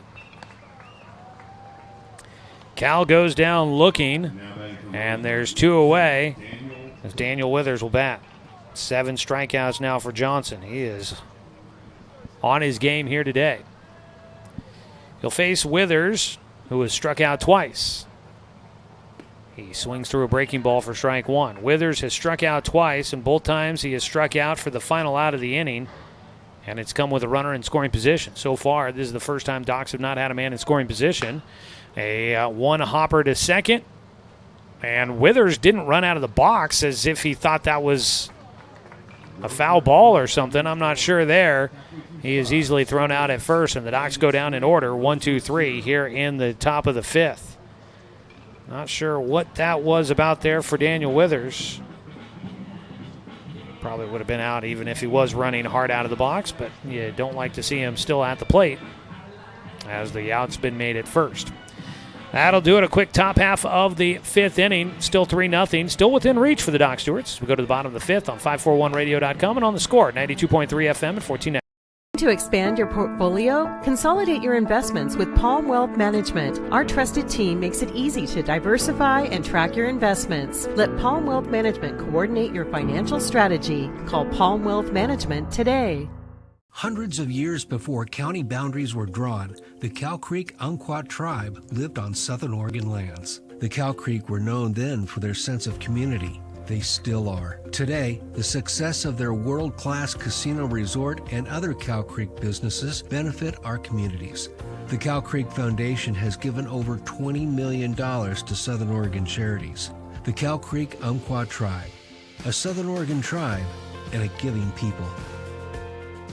Brook Communications radio stations have joined forces with the News Review and Lotus Web Services, announcing the Lotus Media Group, a multimedia enterprise. Web, broadcast, print. Make it happen with Lotus Media Group, LLC.com.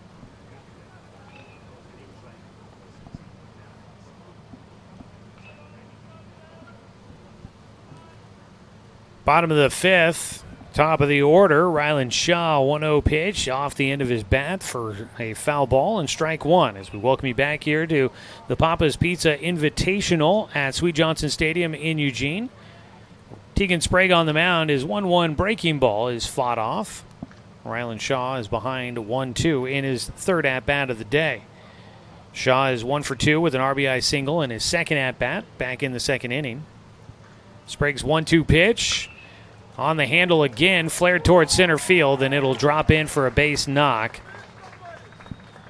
Docs have turned a couple of double plays, which have helped them out to keep runs off the board, as Spanish Springs has been able to get runners on. A walk in the fourth inning was the runner they got on base. Did not get a hit in the fourth, but they'd had 8 hits through the first 3 innings, and now they've got 9 as Shaw has his second hit of the game. Shaw on at first with nobody out. And it'll bring up the 2-hitter Tyson McNeil, who grounded out to short his last time up. Today's ballgame brought to you by Cascade Community Credit Union, belong to Douglas County. Sprague looking for another ground ball to turn to with. Showing a bunt, McNeil puts it down third base side, and Withers lets it go, and it'll stay fair. This isn't the turf at Champion Car Wash Field. That grass will grip it and hang on to it, and it does so there. Withers didn't feel comfortable enough to try and make a play on that one, tried to let it go foul, and it works against him. Infield single for McNeil. His second hit. Runners at first and second for the Bandits. Grady Ortiz is 2 for 2 in the game with a pair of singles. The lefty stands in. Prime opportunity to stretch this game out. A 3-0 lead right now for Spanish Springs. Sprague misses low and inside, ball 1. I guess Jake Sproul not serving as the bullpen catcher. Cal Robbins is out there catching for Camden Hartzell, who's warming up at the moment. Final from the Reno tournament, Medford gets a 17-2 win over Susanville. So Area 4 teams winning big so far today in their tournament games. Jake Johnson playing in at first base in front of the runner. Expecting maybe a possible bunt from Grady Ortiz with nobody out and 2 runners on.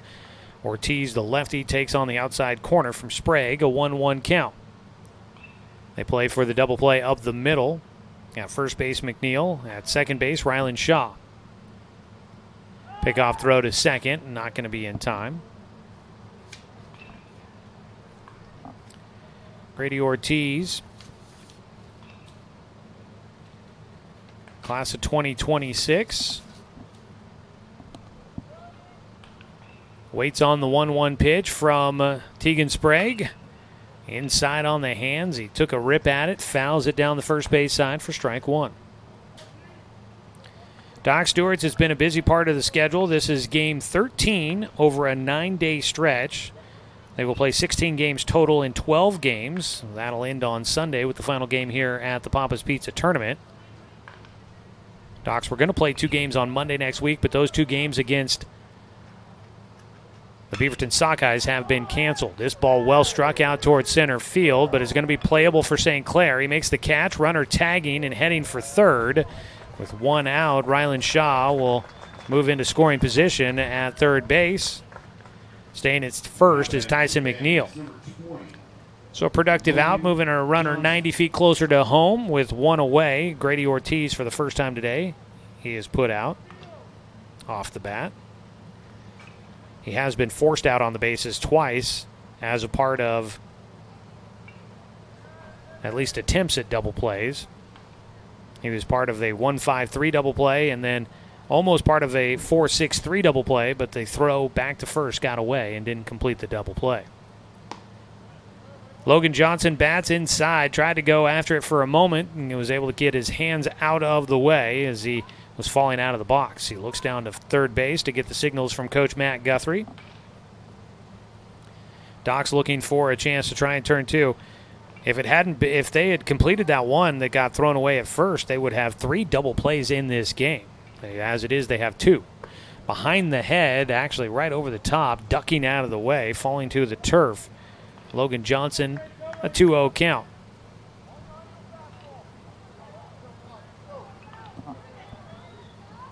Tegan Sprague trying to get through this 5th inning. Check swing into the netting for strike 1.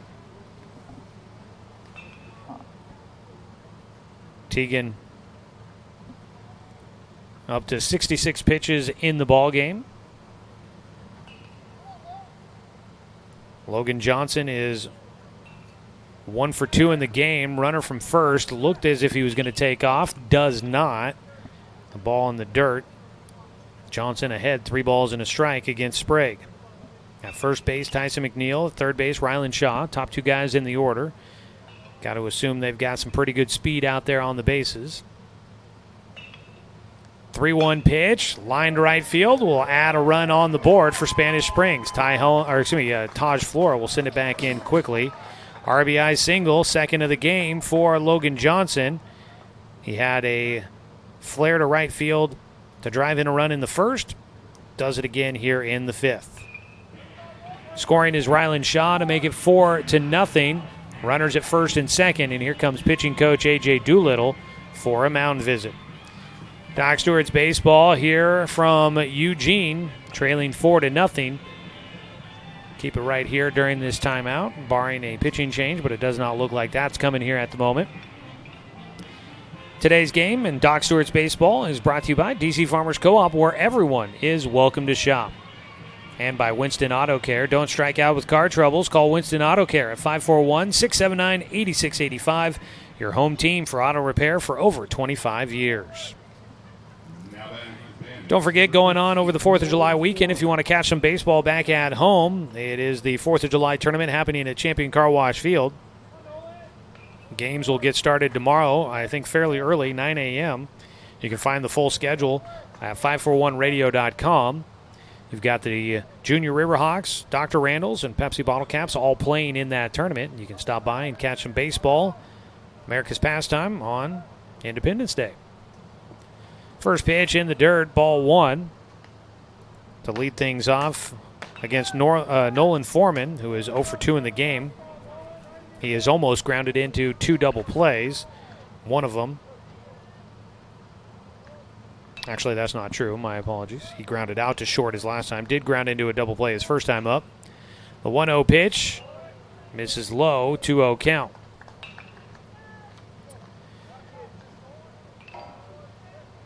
Looks like, not sure if this is a final or not, but it looks like Pepsi leading Orland, California 5-1. Might be a final there from Champion Car Wash Field. So look back to second, no throw by Sprague. That would be a good one there for Pepsi. They've kind of been scrapping to start the season. It'd be nice to see if they can get on a streak. 2-0 pitch, popped out of play by Foreman, the 5-hitter.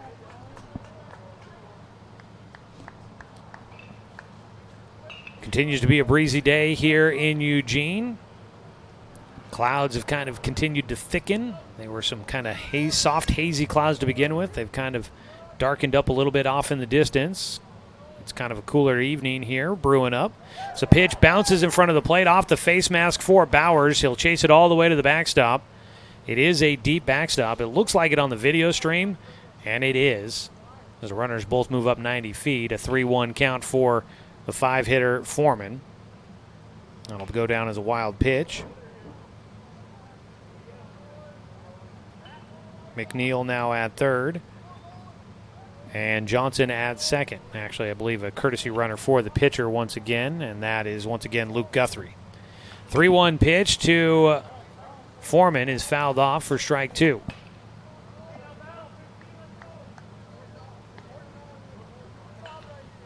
Still to come here today, the final game from Swede Johnson will be the host team, the Eugene Challengers, taking on the Hillsdale Merchants in the final game of the day. Off the handle, ball fouled back. Count remains full for Foreman.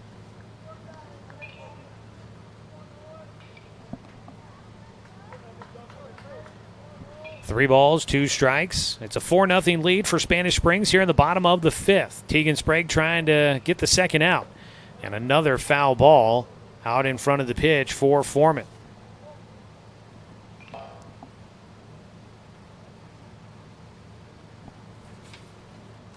And that one caught the umpire. He's going to get a moment here. That one fouled back and clips him. Both coaches will check on the home plate umpire. Doc Stewart's Baseball brought to you by Flyaway Travel. Contact the travel experts at Flyaway Travel. And make sure that you have an agent in your corner. Call them at 541-672-5701. We talked to Taj Flora in our pregame interview, our player interview. Brought to you by Evergreen Family Medicine. Expect the unexpected at Evergreen Family Medicine, serving Roseburg, Myrtle Creek, and Sutherland. Evergreen offers more than traditional primary care. You can always expect more at Evergreen. Coach Sestair, Coach Guthrie at home plate, talking with the home plate umpire, smoothing things over and making sure he's all right. It's a full count still for the 5-hitter Nolan Foreman, who's 0 for 2 in the game, and he's batting with 2 in scoring position and just 1 out here in the bottom of the 5th. Spanish Springs leading 4-0, trying to take a 2-0, or trying to go to 2-0 in the tournament pool play.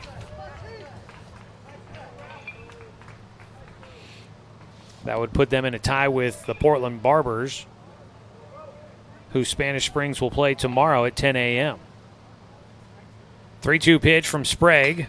Line drive, that will add to the lead. Into right field. 1 run scores. Flora sends a laser back in. That'll hold the second runner. McNeil will come in. Scores for a second time. Guthrie, the courtesy runner, moves up to third. And Nolan Foreman will have his first hit as he goes opposite field for a base knock. And we're going to get a pitching change for the Doc Stewarts. All pitching changes are brought to you by Overhead Door Company of Roseburg. If your garage doors are broken or just need updating, you can make the call to the Overhead Door Company of Roseburg for a change. They also provide full-service repairs. Visit overheaddoor.com. Here in the bottom of the fifth, runners on the corners, just 1 out, and Tegan Sprague will exit the game. Xavier Brady will be the first man up against the new pitcher. We'll get you all the details when we return on 541radio.com and on the Score, 92.3 FM and 1490 AM.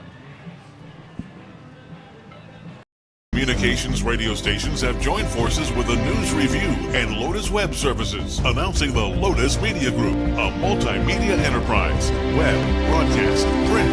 Make it happen with Lotus Media Group, LLC.com.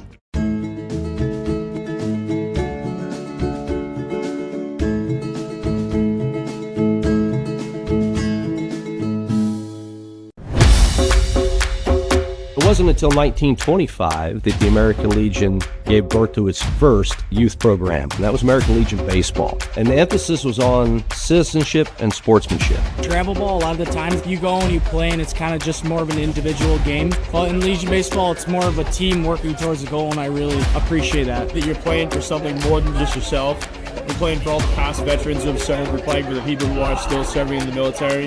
And it's a huge honor to be part of this program.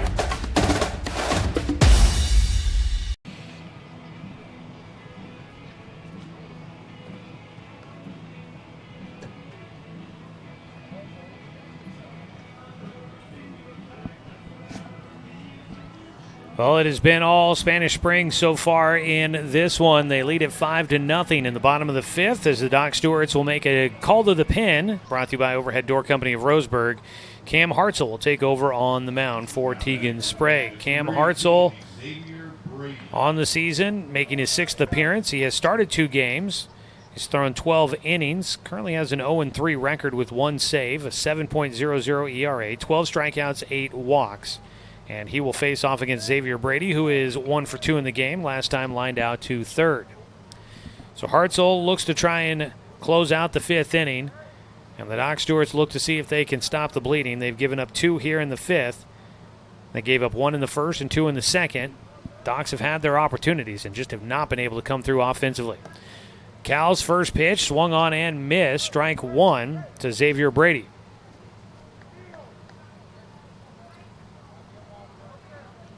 Runners are on the corners right now with just 1 out. You've got Logan Johnson. He got on with a single. Courtesy runner for the pitcher is at third base. That's Luke Guthrie. 0-1 pitch. Breaking ball swung on and missed by Brady. So you've got Luke Guthrie, who was just a freshman this last year at Spanish Springs. He's at third base. At first base is Nolan Foreman. Breaking ball, big sweeper there by Hartzell. Couldn't get Brady to chase after another one. 1 ball, 2 strikes against the 6th hitter. Gets him to send one high in the sky towards the hedges and out of play on the top of the building down the left field side here at Swede Johnson. Well, over at the Hamlin Sports Complex, they've been playing 1 game each day so far. And I believe it was the Washington Dirtbags played over there earlier today. They apparently have hung around the ballpark, and they're there for the Springfield Drifters tonight.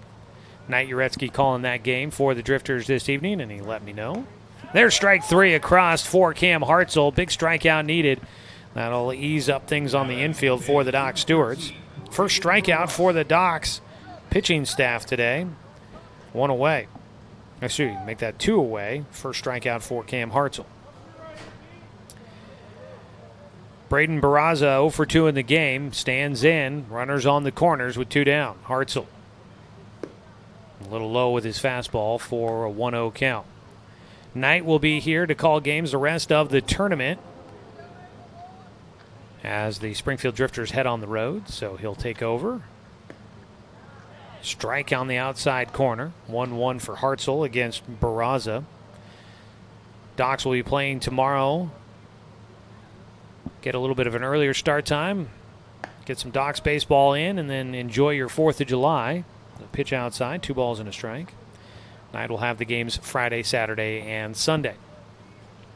And then the Docs finally get a couple of days off. 2-1 pitch from Hartzell. A line drive. Takes one hop to Anderson. Has some time. Collects and throws to Jake Johnson. And that'll get Barraza for a 3rd time. Cam Hartzell comes in, retires 2 batters, and is able to get the Doc Stewarts through the 5th inning. But Spanish Springs will get 2 runs in on 4 hits. No Doc's errors. 1 man make that 2 men left on base. And as we sit, it is 5-0. Spanish Springs in front as we go to the top of the 6th on 541radio.com and on the Score, 92.3 FM and 1490 AM. Johnson Lumber Company, a forward-thinking family company, has been operating in the Douglas County community for over 60 years. Founded by Don R. Johnson, the man who set the tone of commitment to these local communities by providing stable, long-term employment. D.R. Johnson Lumber Company understands the significance of investing in our youth because they are the foundation of our future. That's why they're a proud supporter of Roseburg Dr. Stewart's. Come watch the Docs swing some lumber with D.R. Johnson Lumber Company. Go Docs! Brook Communications radio stations have joined forces with the News Review and Lotus Web Services, announcing the Lotus Media Group, a multimedia enterprise. Web, broadcast, print. Make it happen with LotusMediaGroupLLC.com. Financial security allows you the freedom to take stock of what's important and build lasting bonds. We share your goals. Trust Palm Wealth Management to consolidate your investments and generate income for those who need you most. Call Palm Wealth Management today.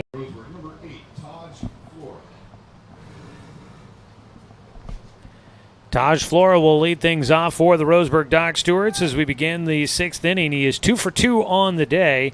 He'll face Logan Johnson for a 3rd time. 5-0 score. Spanish Springs in front. First pitch called strike 1 to Taj. It'll be Flora, St. Clair, and Johnson due up in the 6th inning.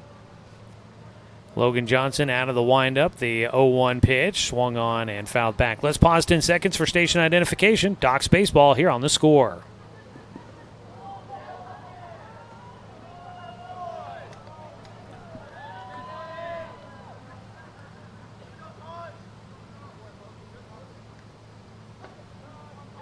Oh-2 count to Flora. He'll take high from Logan Johnson. Johnson so far has allowed just 3 hits in this one. He's got 7 strikeouts, 3 walks, and more importantly, he's pitching a shutout. He gets a swing and a miss. Flora will just head back to the dugout, and that will do it for his at-bat. He is strikeout victim number 8. So Flora's perfect day at the plate is done. He was 2 for 2 in the leadoff spot in the 2nd, 4th, and now in the 6th, but he couldn't keep that going. Dane St. Clair will bat. He popped out to the 3rd baseman on a sac bunt attempt his last time up. He swings at a pitch outside for strike 1. Today's game sponsored by Barnes Heating and Cooling, your complete energy company. Visit barnesheatingandcooling.com or call them at 541-459-1545. Ball looped down the left field side. Long run into foul territory. Couldn't get there in time. Braden Barraza. That'll land as strike 2 for St. Clair. Well, the Doc Stewarts are now down to their final 5 outs to work with. They trail 5-0. They had a runner on in scoring position in each of the first 4 innings, but unable to do anything with those runners on. Logan Johnson on the mound has been pretty good. He misses outside on that pitch, though, to Dane St. Clair on the 1-2. I make that the 0-2. Now it's 1-2. 1 out, nobody aboard. Johnson delivers. That ball flared towards right field. Going to carry. Covering the alley. Spadal runs underneath it. St. Clair 0 for 3 so far today. Jake Johnson be, at the moment, the last hope for the Doc Stewarts here in the 6th.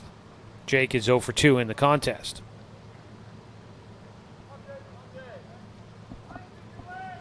Docs do play tomorrow, 4th of July, 12:30 start time. So pitch low, ball 1. Tomorrow it's against the Washington Dirtbags, who are 1-1. Jake will take a strike on the outside corner, makes his count 1-1. If the score holds as it is, the Docs will be 1-1 in tournament play, taking on the Dirtbags tomorrow. Two teams trying to stay above 500 in tournament play, or go above 500.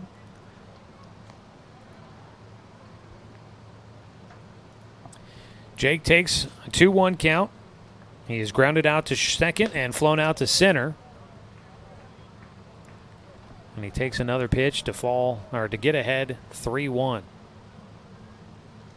87 pitches on the day for Logan Johnson. Number 88 is lined to left field. Base knock for Jake Johnson. Jake gets on with a 2-out single to left, and the Docs will have their first base runner since the 4th inning and just their 4th hit in the contest. 1 on, 2 away. Amos Bowers, the scheduled hitter, will make his way to the plate, and time called out to the mound, a visit for the catcher Grady Ortiz to talk with Johnson. No activity in the bullpen, but it looks like they are sending somebody down that direction for Spanish Springs. The on-deck hitter is Ty Helmthal. He's the 9-man in the lineup card. The on-deck hitter is brought to you by the Blind Man. If you're feeling the heat when you're on your deck, contact the Blind Man, a Hunter Douglas Gallery dealer in Roseburg. They can help you with several patio shade options to beat the summer heat or other design options for your home. Visit blindmanroseburg.com for more details. First pitch swinging. Bowers loops one to left field, and there he goes. He's got his first hit of the season. Didn't get it his last time up, reached on an error. That one looped into left field, and a little bit of late action in this ball game for the Doc Stewarts. Back-to-back singles. They've got runners at first and second with 2 away, and Ty Helmthal trying to see if a 2-out rally can continue. Courtesy runner at first base will be Ryan Shaver. Ty Helmthal walked his last time up. He's also struck out, and now we're getting a visit to the mound for Matt Guthrie, who will take a look down to the bullpen where he's got a right-hander throwing. And throwing in the bullpen is Nico Estrada, who is rushing to get a few warm-up throws in. We'll see if they make the move. Well, Guthrie does not take the baseball. Johnson is going to stay on the bump. Needs just one more out to get through 6 innings. But the Docs, 3rd time through the order, starting to, well, at least with 2 outs, they've got a rally going. We'll see if they can keep it. Yeah, up to bat, Ty Helmthal. If he can find a way on base, that might be the end of the day for Logan Johnson. Johnson trying to get through this 6th inning with a shutout still intact. 5-0 lead for Spanish Springs. On the mound, Johnson, a lengthy look in. His first pitch to Helmthal.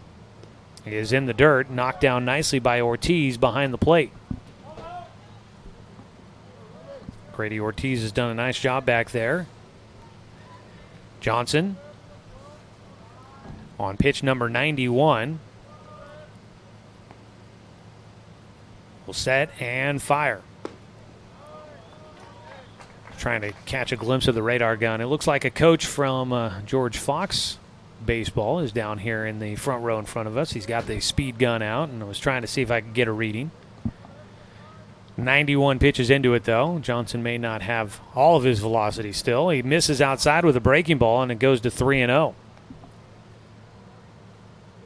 As we were telling you earlier, last we saw, at least the numbers we saw reported, Johnson was a guy that was averaging in the high 70s and was topping out in the low 80s.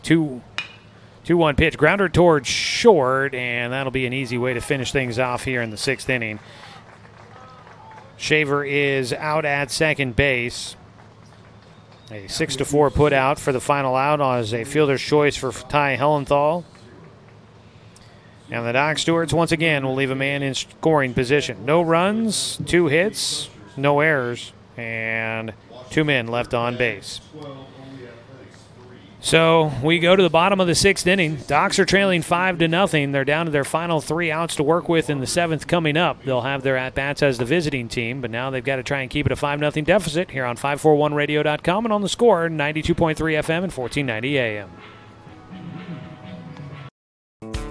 Turn your home into your dream sanctuary with help from Douglas County Farmers Co-op. For over 100 years, we've carried everything you need to keep your garden and crops green and growing, including a large selection of soil mixes, composts, fertilizers, and other soil amendments. You'll also find stones, boulders, gravel, and more to add structure and diversity to your yard. Stop by or shop at DouglasCountyFarmersCoop.com.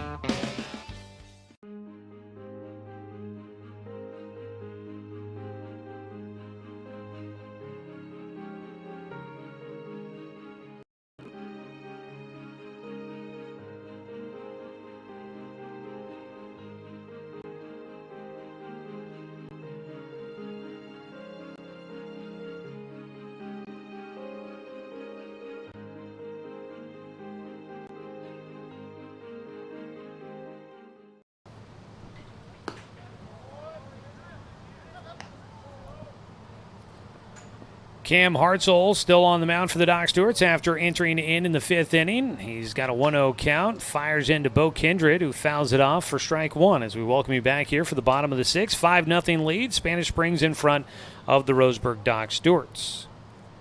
Hartzell's 1-1 pitch. Line drive comebacker gets right back up the middle into center field. Kindred got around on that one, has his 2nd hit of the game, and he's on base for a 3rd time. Walked back in the 4th against Tegan Sprague. So a leadoff single for Spanish Springs as they look to try and add to a 5-0 advantage. That'll be the 13th hit in the ball game for the Bandits. First pitch, a bunt laid down. Hartzell will get it, makes the throw on the run to first. Sack bunt moves the runner into scoring position. The 9-hitter Brady Spitall is the first out.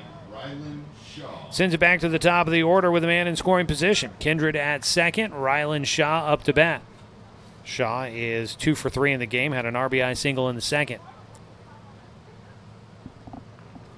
Hartzell has faced 4 batters so far, given up 1 hit, has a strikeout. Swing and a miss by Shaw for the first pitch, a breaking ball outside. Tegan Sprague, his day is done. We'll get you his line here in a moment. The 0-1 pitch, grounder towards third. Withers looks the runner back, tosses it across the diamond. And a nice put out there by Withers. Good first step, took the drop step and able to make the easy toss across the diamond for the 2nd put out. 2 away, and it'll bring up the 2-hitter Tyson McNeil, who is 2 for 3 in the game. Had a bunt single his last time up. Tried to lay down a sack bunt, but Daniel Withers tried to let it go foul, and it just sat down in fair territory. Breaking ball for a strike for Hartzell. He's ahead 0-1. Been a nice outing so far for Cam. Tegan Sprague run through his line here after this pitch. The 0-1 outside, 1-1. Goes 4 1/3 innings. He allowed 5 runs on 12 hits, 1 walk, no strikeouts. And he is on the hook for what would be his first loss of the season. The 1-1 pitch is in for a strike. A ball and 2 strikes now for Cam Hartzell against Tyson McNeil. McNeil facing Hartzell for the first time. The 1-2 breaking ball is hit softly in the air out towards center field. 3 players converge. It'll be Logan Anderson, the second baseman, that runs underneath it for the final out here in the bottom of the 6th. A nice 1-2-3-4 leadoff single, but 4 up, and the Doc Stewarts get through it. And we are through 6. Doc Stewart still trail 5-0. No runs, 1 hit, no errors. 1 man left on. Final 3 outs to work with for the Doc Stewarts. Head to the top of the 7th here on 541radio.com and on the Score, 92.3 FM and 1490 AM. To expand your portfolio? Consolidate your investments with Palm Wealth Management. Our trusted team makes it easy to diversify and track your investments. Let Palm Wealth Management coordinate your financial strategy. Call Palm Wealth Management today.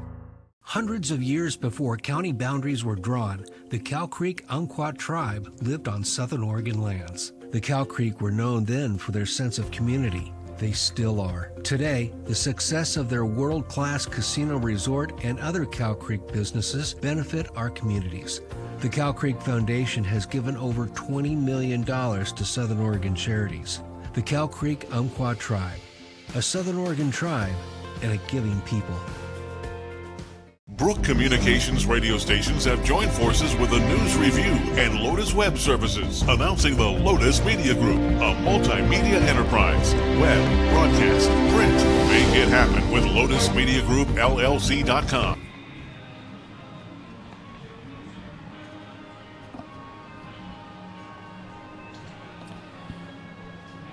It comes down to this for the Doc Stewarts. They trail 5-0 as we head to the 7th inning. They are looking for a big finish to this one. Logan Johnson remains on the mound for Spanish Springs, and he is looking for a complete game shutout against the Roseburg Dr. Stewarts. Doc Stewarts baseball here on the score. We want to say thank you to MSK True Value. Docs have only had 5 hits, but MSK True Value is always the sponsor of the first hit of the game. That was off the bat of Paxton Burke, who will lead things off here in the 7th. Make sure your summer projects are a hit with a stop by the MSK family of stores in Myrtle Creek and Tri-City. Paxton Burke, a single in the first inning. Since then, he has not been able to get on base. He takes a strike on the outside corner as Logan Johnson continues to pepper the strike zone here today. The 0-1. That ball lifted left side. It's going to carry out to Barraza, who will run underneath it. Short of the warning track, and that's a fly ball out to left field for the second time in the ballgame for Burke. 1 away for the Doc Stewarts, down to their final 2 outs.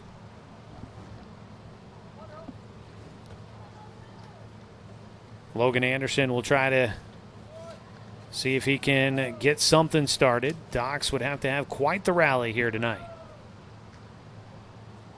First pitch from Johnson. He is still in the zone. Throws a strike across. Looked like maybe he was starting to get towards the end of his rope in the last half inning. But he has come out and he is right around the zone still, and so far he's gotten the first out, and he's got a 1-1 count against Logan Anderson as he misses outside. Anderson will pop one up down the right field side. That is trouble. It's a fair ball. Anderson taking the turn. He's looking to try to get to 2. The throw offline, and Logan Anderson in with a stand-up double. Well, that is a start for the Doc Stewarts. They've got 6 hits in the ball game and a man in scoring position, but that has been a troublesome spot for the Stewies here today. A bloop single, make that a bloop double right down the right field line. Long run for everybody to get to that ball. And Anderson running hard out of the box makes his way to second base. Was a little bit concerned about his chances of getting into second base as he was rounding, but he does get there as the throw came in offline. Johnson will step off the rubber and reset. Cal Robbins at the plate. He is 0 for 2 in the game. Walked in the 3rd inning. Cal just has not been able to barrel anything up here today. Johnson's first pitch. Breaking ball in for a strike. That one just drops right in perfectly. Cal with the 0-1 count. Out at second base, Logan Anderson. Johnson delivers, and there Cal squares one up. A single into left field, and rounding for home, Anderson will score. Cal will take a big turn, but he holds at first, and Cal Robbins will have an RBI single to left field. He has his first hit in the game, and he gets the Doc Stewarts on the board here in the 7th. That ball hit hard off the bat into left field, and it looks like we might get a pitching change. Doc Stewart's on the board, 5-1 the score. They've got 1 out. They're trying to add to their total, but they are up against it here. That RBI brought to you by Umpqua Bank.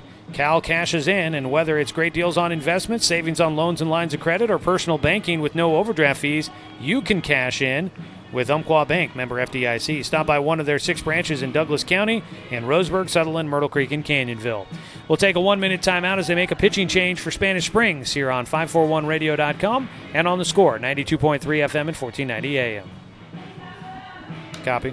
Communications radio stations have joined forces with the News Review and Lotus Web Services, announcing the Lotus Media Group, a multimedia enterprise. Web, broadcast, print.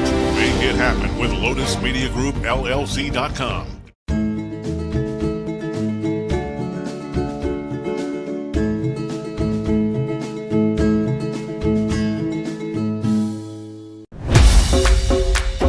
It wasn't until 1925 that the American Legion gave birth to its first youth program, and that was American Legion Baseball. And the emphasis was on citizenship and sportsmanship. Travel ball, a lot of the times you go and you play and it's kind of just more of an individual game. But in Legion Baseball, it's more of a team working towards a goal, and I really appreciate that. That you're playing for something more than just yourself. You're playing for all the past veterans who have served. We're playing for the people who are still serving in the military. And it's a huge honor to be part of this program.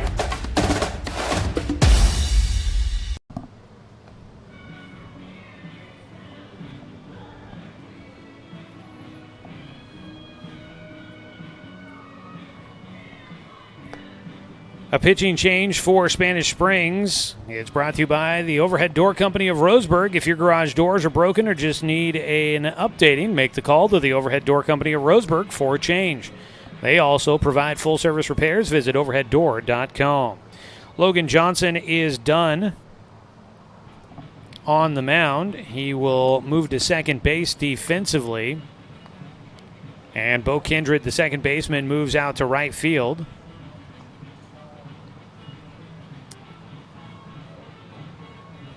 Doc Stewarts are looking to see if they can get a rally going here.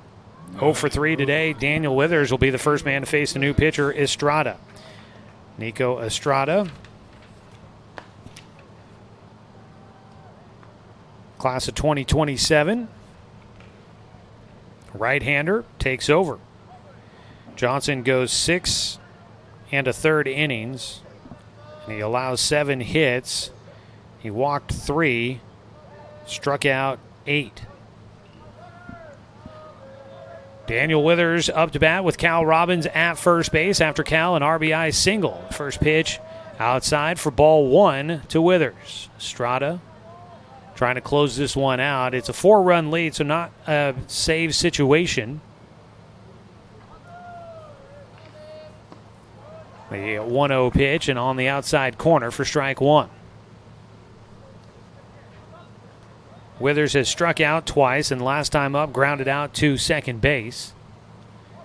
The 1-1 pitch, sat on a breaking ball, but loops that one into the first base dugout for strike 2.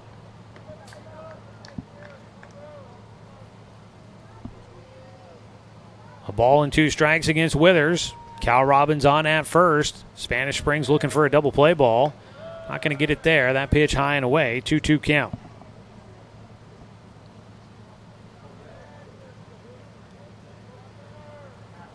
Withers waits on the next delivery from Estrada. Breaking ball, got him to pop this one up. Might be playable in foul territory. The catcher with space, and making the catch is Ortiz. Well, Daniel Withers couldn't get that one. It was in on the hands. It was a pitch he had to go after, though. That ball looked like it was breaking back to the zone, had to defend the strike zone. And so did the best he could with a tough pitch. Got to credit Estrada on executing what he wanted there. Cal still at first. Taj Flora, 2 for 3 in the game. Last time up, a strikeout. He takes outside, ball 1. Doc still down by 4. They are still a ways away, and they are down to their final out. The 1-0 pitch hits the corner for strike 1. The Docs will avoid the shutout, but they've got a long way to go to try to avoid the loss. The 1-1, high. Docs were looking to try and win for a third consecutive time.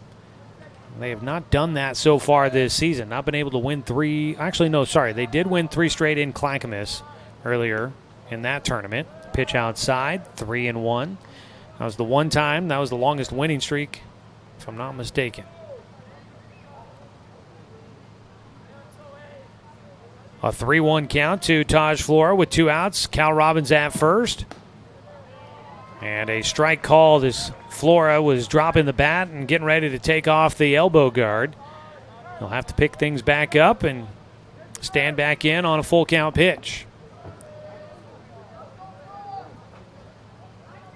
Deep breath for Taj. Digs back in. Nico Estrada on the mound trying to close it out here. Robbins at first. The 3-2 pitch. He takes off, and there's ball 4. So it took an extra pitch, but Flora will draw the walk. Second walk issued. Actually, sorry, make that the first walk issued for Nico Estrada. 4th walk in the game for the Doc Stewarts. Puts runners at first and second with 2 away. Dane St. Clair will step in. He is 0 for 3 in the game. The game-tying run is now the on-deck hitter, Jake Johnson. He's hoping for a shot as Dane St. Clair stands in. Still a long ways to go. Doc still with a little bit of life. Cal Robbins out at second. Off the outside corner, that pitch called strike 1. With 2 down, St. Clair falls behind 0-1 against Estrada. Cal dancing around at second. Estrada delivers. That ball poked left side, drifting foul for strike 2.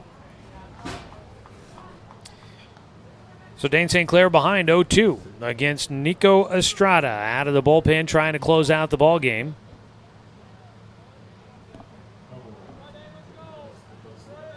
Estrada sets. The right-hander kicks and delivers. Cal stealing third. Not in time on the throw, and up to second base will go Taj Flora. Cal Robbins with a stolen base at third. At third base, Xavier Brady was well off the bag, and that led Cal to thinking about taking that. I don't know if that's what they wanted, but Cal does it, and he gets in safely. Pitch is high, 2-2 count now for Dane St. Clair. Cal, a couple of pats on the back from Coach Justin Bennett down on the third base coach's box. I think Coach Bennett is wiping some sweat off the brow thinking, boy, I'm glad that worked out for you, Cal. The 2-2, and that one beans him. And down to first base will go St. Clair, and the Doc Stewarts find a way to bring the game-tying run to the plate. A 2-out rally. With 2 outs, the Docs have gotten 2 on. A walk to Flora and a hit by pitch to St. Clair. And now Jake Johnson, who had a base knock his last time up, we'll see if he can keep things going here. Doc Stewart's clinging to life, making things interesting. Estrada's first pitch is high, ball 1. Logan Johnson was very good throughout today's ball game, and he will make a visit out to the mound to give a word of advice, some encouragement to Estrada, who is looking for one more out. He got Daniel Withers to pop out to the catcher in foul territory for the second out. The 1-0 pitch bounces, gets away. Cal is going to hold at third. That ball got away a decent amount. He might have had a chance. That one ricocheted off the catcher down the first base side. But needing a lot of runs, they decide not to push their luck here. The Doc Stewarts will see if they can take advantage with a 2-0 count to Jake Johnson. And a visit out to the mound for Matt Guthrie. Logan Anderson will run out a ball to the umpire. Well, we are closing in on the 2-hour time limit on this one. Still have 9 minutes left to go. We are in the 10 minutes. Okay. So 7:55 will be our deadline. Today's live video coverage is brought to you by the Cow Creek Tribe. Docs, though, are clinging to life with their one final out left to work with. Jake Johnson at the plate, a 2-0 count. Estrada after the mound visit, the 2-0 delivery. He works an off-speed pitch in for a strike. Might have been a breaking ball there. Lights, that might just be some reflection off the sun. It's dark clouds that are kind of dimming things here. 2-1 pitch. Outside, count goes to 3-1 for Jake. A walk would bring in a run for the Doc Stewarts. Lights will definitely be coming on for the late game of the day. 3-1 for Estrada. And he does catch the outside corner. Full count with 2 outs, bases loaded. Runners will be in motion as the pitch comes to the plate. Nico Estrada needs one more strike. Doc Stewart's looking to try and keep the game going. Jake Johnson might have swung at ball 4, but with the game on the line, he didn't want to take the chance. Gets a piece of a breaking ball, fouled it off, stays alive. Robbins is at third, Flora at second, St. Clair at first. Good speed out there. 3-2 is outside, ball 4. Doc Stewart's add another run on a bases-loaded walk. It's not exciting, but it is what it is. And the Docs will take it gladly. It's a 3-run ball game. The game-tying run is the man at first, and here comes another visit out to the mound, and that's going to do it for Estrada. Nico Estrada comes in, gets 1 out, but he can't get the final out, and he will hand over the baseball as a new man will take over on the bump. From center field, Tyson McNeil will move to the mound, and we will get a pitching change brought to you by Overhead Door Company of Roseburg, and we'll take a 1-minute timeout for the warm-up pitches here on 541radio.com and on the Score, 92.3 FM and 1490 AM. Hey there, sports fans. Thanks for watching this local sporting event online at 541radio.com. Did you know there's more than one way to watch games online? You can watch games on your laptop or desktop computer, your tablet, or even your smartphone just by going to 541radio.com. But we also use YouTube to stream all of our video broadcasts, which means you could be watching this game on your big screen TV with a number of different streaming devices. You can stream our live YouTube broadcast through your PlayStation or Xbox gaming device, or through streaming devices like Google Chromecast, Apple TV, or Roku. There's plenty of ways to follow this live local sporting event, plus you can find past events archived on 1490 The Score's YouTube channel. Find us on YouTube and subscribe today to keep up with the latest in local sports coverage.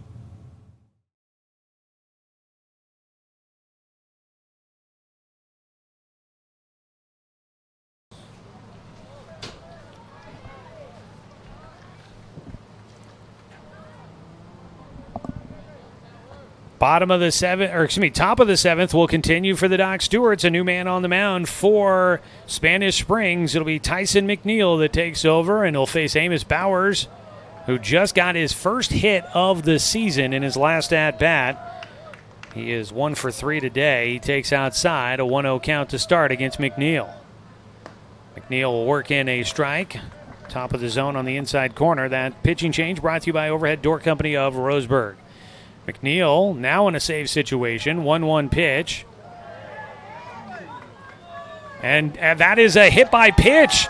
It got the front elbow for Amos Bowers, and it'll bring in a run. And Coach Guthrie is going to come out and ask for a clarification. And I think initially the call was going to be a strike. But then Bowers started signaling to his elbow that he got hit, and that's going to prompt the umpires to get together and have a meeting here. If it stands, Amos Bowers is going to pick up an RBI on a hit by pitch, which would be the second here in the 7th inning for the Spanish Springs pitching staff. And they're going to bring him back.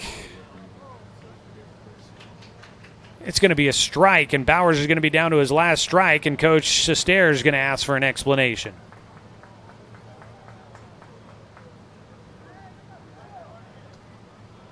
So Bowers is going to have to go back to bat again. And it'll be with a 1-2 count. I'm very happy I did not fill anything in my scorebook.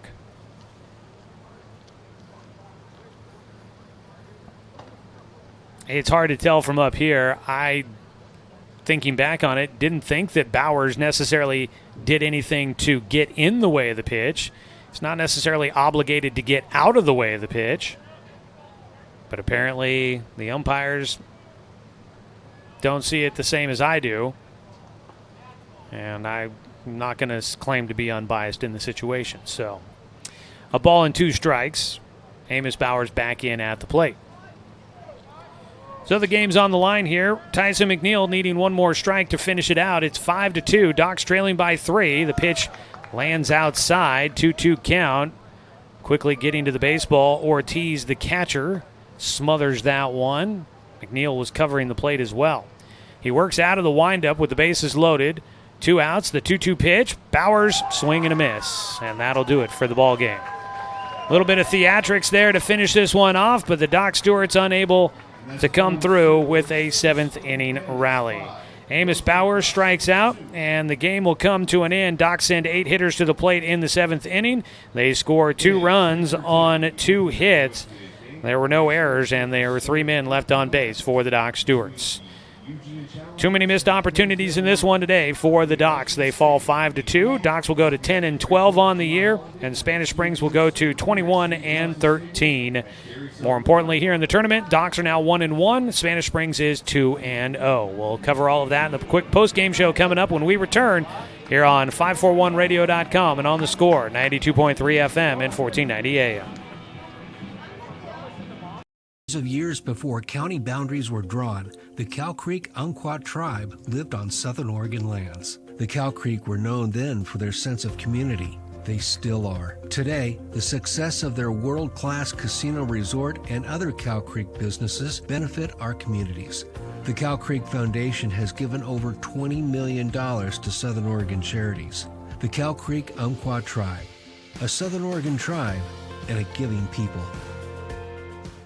When it comes to finances, it can be hard to know what's in your best interest. Experience the strength of advice at Palm Wealth Management. From education and estate planning to retirement and the unexpected, we can help. Call Palm Wealth Management today. Find everything you need to enjoy the outdoors, at home or on the road, at Douglas County Farmers Co-op. Our garden center has what you need to create an oasis at home, from patio furniture to plants and everything in between. And whether you're barbecuing at home or tailgating at the game, we stock the best products from Yeti, Traeger, and Weber. Stop by or shop online at DouglasCountyFarmersCoop.com. My wife and I moved to Oregon to raise a family, set our roots, and to have a lot of fun outdoors. We quickly realized that we needed a truck or a rig for the projects that we were doing in our backyard. When we were looking to find a place to finance our truck, we asked our patients, and everyone recommended Cascade Community Credit Union. It was so easy to work with Cascade. Everything was done via email, phone, and we didn't even need to go in. I can't wait to finish up the projects in the backyard, go on more adventures in our truck with our boys, and I look forward to working with Cascade again in the future.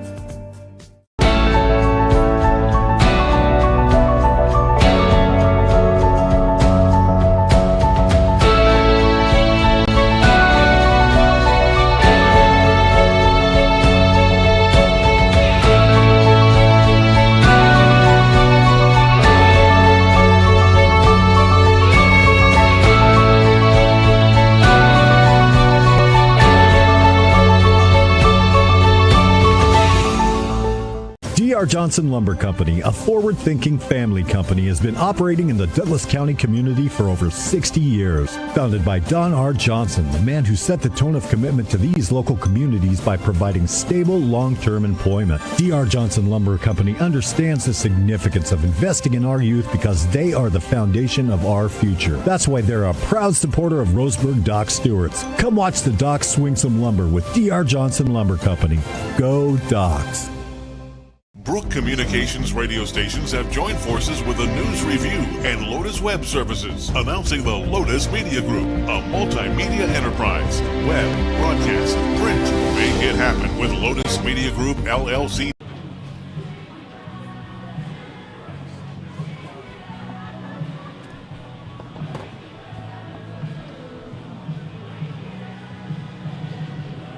Final score in our game today, 5-2. Spanish Springs gets the win over the Roseburg Dr. Stewarts.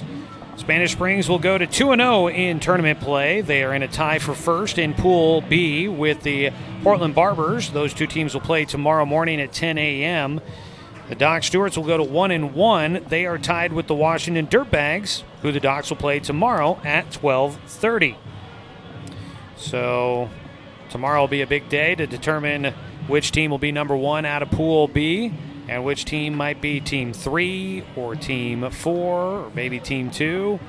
Tomorrow will be an interesting moving day in the tournament standings. Dock Stewarts dropping to 11-12 on the season, and Spanish Springs will go to 21-13. Let's take a look at our final D.R. Johnson Lumber Company scoreboard update on the day here. 2 runs on 7 hits, 1 error in the game for the Dock Stewarts. They left 12 men on base. Spanish Springs goes 5 runs on 13 hits, 1 error, and 6 men left on. Definitely plenty of opportunities for the Docks. They just couldn't come up with the hit needed to push some runs across to support Tegan Sprague. Sprague will take the loss. He goes to 1-1 on the season. He pitched 4 1/3 innings, allowed 5 runs on 12 hits, 1 walk, and no strikeouts. He did benefit from a couple of double plays that helped keep runs off the board and get through some innings. Picking up the win will be Logan Johnson. He goes 6 1/3. He allowed 2 runs on 7 hits, had 3 walks and 8 strikeouts, as he will pick up the victory.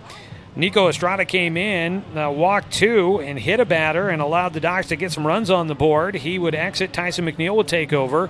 And you can't pitch yourself into a save situation, but because they made the change, Tyson McNeil comes in with the bases loaded and the game-tying run at first, and so it was a save situation as he came into the game. He'll pick up the save. He got a strikeout to finish out the game, and he faced just the 1 batter. So the Dock Stewarts fall to 1-1 in tournament play. 1 run in the first for Spanish Springs, 2 in the second. They scored 2 in the fifth. The lead 5-0. Docks got 2 back in the top of the 7th, but it was not enough. Offensive numbers, Paxton Burke was 1 for 4. Logan Anderson 1 for 3 with a walk and a double, a run scored. Cal Robbins was 1 for 3 with an RBI single and a run scored. Let's see here. Taj Flora goes 2 for 3 in the game with a pair of singles and a walk. Dane St. Clair hit by a pitch, 0 for 3. Jake Johnson was 1 for 3 with a single and a bases-loaded walk to pick up an RBI. Amos Bowers goes 1 for 4 in the game, had his first hit of the season, reached base twice. And Ty Hellenthal was 0 for 2 in the game, reached on a walk in this one.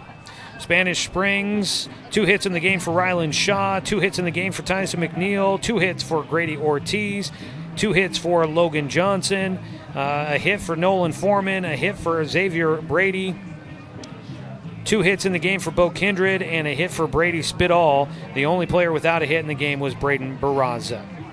Dock Stewarts are back to action coming up tomorrow when they get started at 12:30 against the Washington Dirtbags, who today beat the Ole's Athletics 12-3.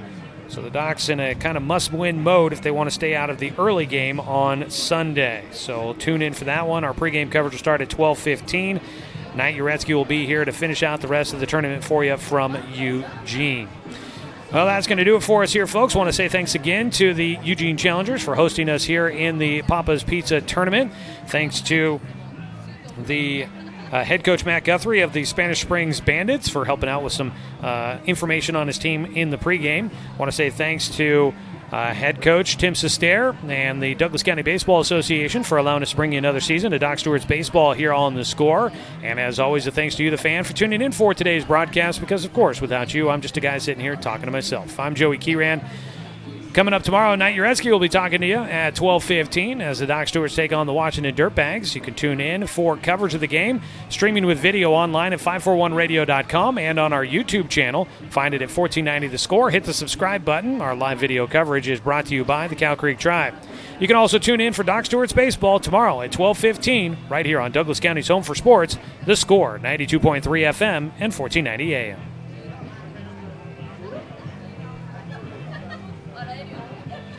Copy that.